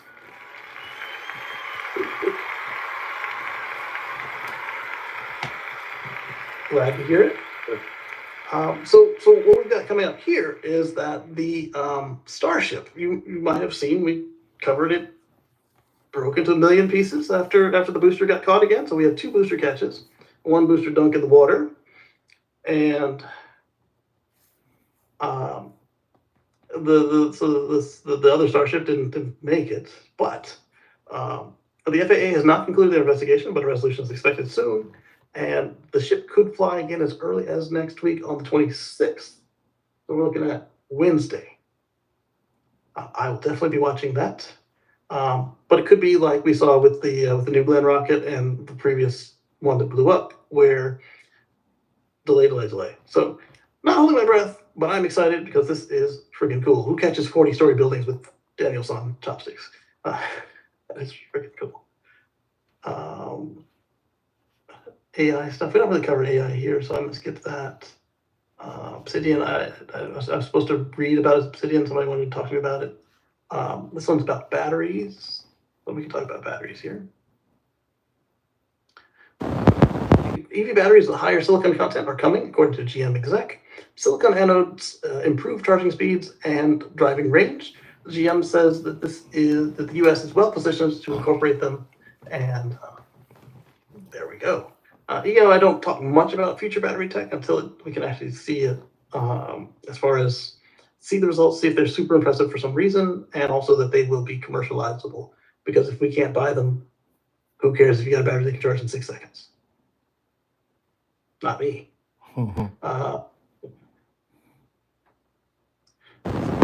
Tangential. We talked about how after New York City put in their congestion charge for like $9, that all of a sudden the city was like traversable, and we talked about all these people who were like, wow, I was opposed to this, but now I can get to work 30 minutes faster and all this and that. It's gone. Trump personally has rescinded the DOT approval for the New York City congestion toll and condemns the city to pollution. So ours is looking at it in terms of pollution. I'm looking at it like those people who were like happy they could get up 30 minutes late. They can't get late anymore. They gotta get up early again. And back to the gridlock, guys. Back to the gridlock. Robert was telling us about how the congestion charge in London had a similar effect where it did free up the traffic, and it was a bit of a bear for the folks who didn't have the money. And you're wondering why Trump even cares about this, right? He doesn't pay these things. He rides in a motorcade, right? The charge affects a couple of his buildings. So I guess people complained to him, hey, you can do something about this. And he said, yeah, I can. And he did. So these rich people no longer have to pay $9. There's always the traffic builds with every generation, and you see more and more stuff building and building. And even in my city, a small city, look at the traffic jams, but also the works and all the rest of the things that cause the congestion. Making people pay for it is not the solution. There's other things that are solutions to the problem. That's what we need to be doing, and we need to be looking at those things. Yeah, it's multifaceted, and they need to try some stuff. And the funny thing about this one was they only had it for a month before he did anything about it, which was because he didn't get any good data after just a month, and I didn't allow them to try anything else either. Because now that he took that off the table, he probably also nixed the program that allowed them to even have control over trying the other stuff. Because bull in the china shop. All right, so this is some more about the van that Elon's telling us about here. She was talking about some of the ones she saw, and this looks similar to the one we just looked at ourselves. It might even be the same article. I was looking for the one that showed the cargo van back and the other stuff. Tesla supercharger virtual queues, we got that. Scientists on my file queue to something. Waiting for it to load up. Strange quirk of static electricity, but I don't know what's in the article, and I don't know that it directly applies to what we're talking about here, so I will leave it open and we'll talk about it later. Volvo ES90 is a preview of Volvo's software-driven future. It'll be Volvo's new flagship EV-only sedan. That's good. It means it will be designed as an EV platform. It'll be the next to use Volvo's software stack that involves the two NVIDIA Drive AGX or Orin chips to manage semi-autonomous driving features. So these were, I talked about the Orin chip when they announced it, and that was like, what, $250 a piece? So $500 in compute, paired up with whatever they did on the data center side. This is cool, because Volvo is not a software company, and they're not a hardware company in the sense of like electronics hardware. So this gives them a boost to be able to do something like what Tesla's doing. We saw the NVIDIA event CES, and it's powerful. They showed you how you can basically set up what Tesla's got going on with Dojo and the rest, and then they said that Tesla's got it right. They got the data collection, and so this allows more automakers to do this thing. And I'm wondering at this point if it allows, say Volvo gets this, and they can say, hey, we've got the cameras, we got the compute, can we give you a couple per car, and we just use FSD instead of doing it ourselves? That's a possibility.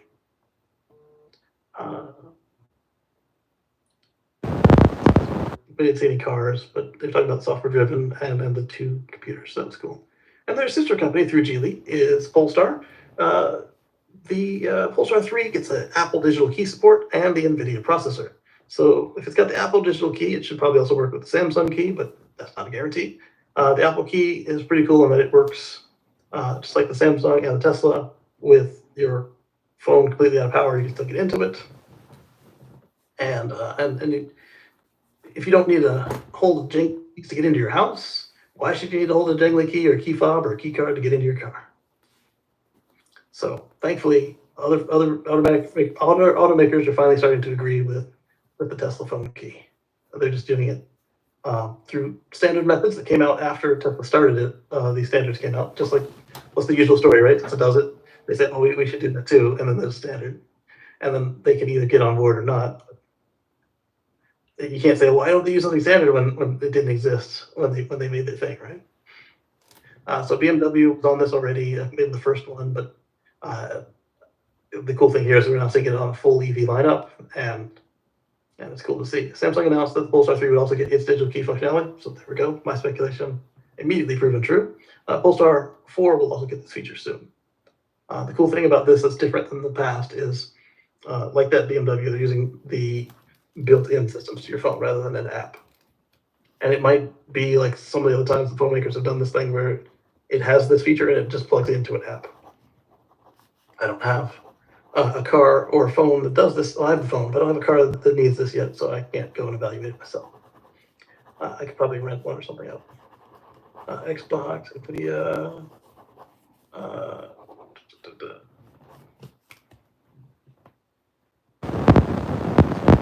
related, but software obsolescence and why I like to build stuff that doesn't rely on other people's cloud. Like behind me there, well, if I had the thing off or when it flashes, you'll see like there's a big stack of blue lights behind me. That's my home server. I like to do some stuff at home to make sure that people can't just turn my stuff off wherever I can help it.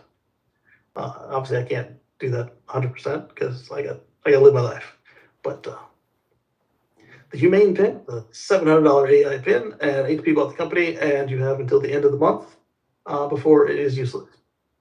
So they're letting you know you should save all your stuff.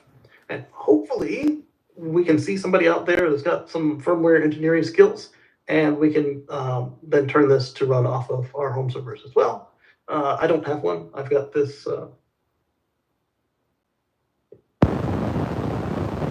AI that Marco is obsessed with. I find it slower than the stuff you can use on your phone. She likes the cute rabbit. I guess I still need to look and see what people are doing with theirs to make it why I shouldn't just use the apps exactly, but or if I could tie it into the faster AIs. I don't know. On top of that, we also learned that that the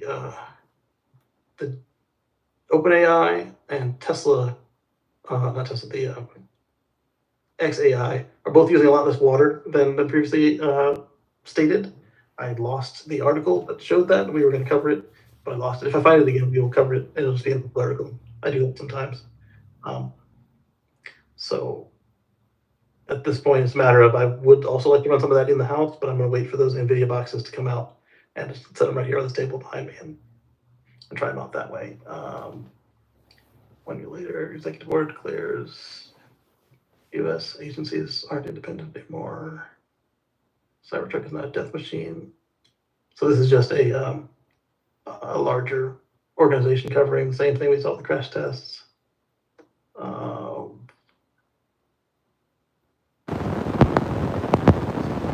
But watch it yet. Watch this, the world's first electric flying car hop over another vehicle as it takes flight. I will look at that later. Well, no, it's an article. We might look at it here. I thought it was a electric podcast. So since it's not a podcast, we can look at it now together. Again, this is one of those ones that was in the browser, so I don't know what we're looking at here. It says it's an electric car. It looks like the roadster a little bit. I see a lot of venting and stuff for the quadricopter fans. Looks like it holds a person or two. Looks like it puts off a lot. And look at that. Electric flying cars are only for the movies. Aleph Aeronautics has made a video after posting the video of its electric car driving and vertically taking off in public. The video shows those wheels are tiny. They look like bicycle wheels, like the solar Australian concept cars that the students do. Video shows the electric car flying, jumping, blah, blah, blah. Takes flight in California. Is this the next Wright Brothers Kitty Hawk moment? Blah, blah, blah. Hype it up. This doesn't look like anything practical, so let's watch the video.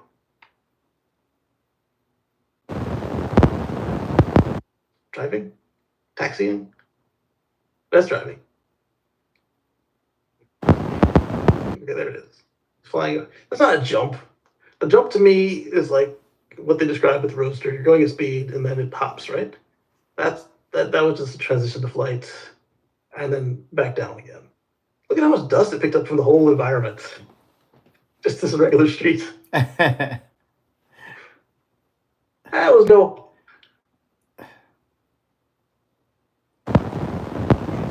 It wasn't a lie, but it was a definite exaggeration. In a separate video, Aleph showcased the flying car driving off-road to prove it can still drive like a typical vehicle. Can it? Can it? That's not really off-road either. That's just a gravel road. Gravel road with bicycle tires. Gotcha.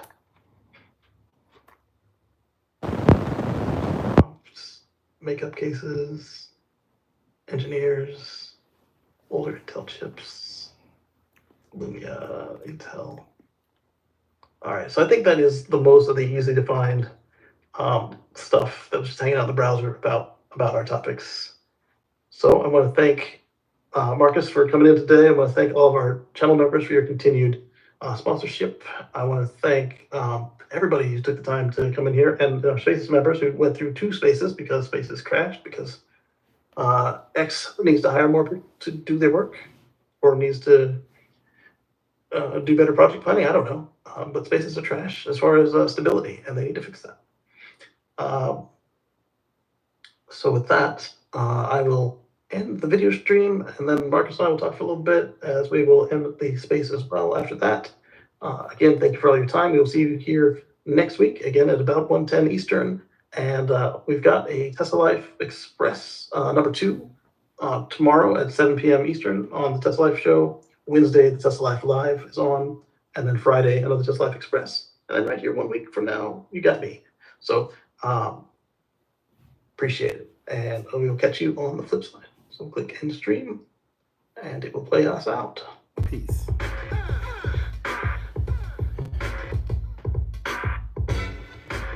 Like, share, subscribe to the channel. We got other things coming up for 2025, mainly when racing starts back up. Peace.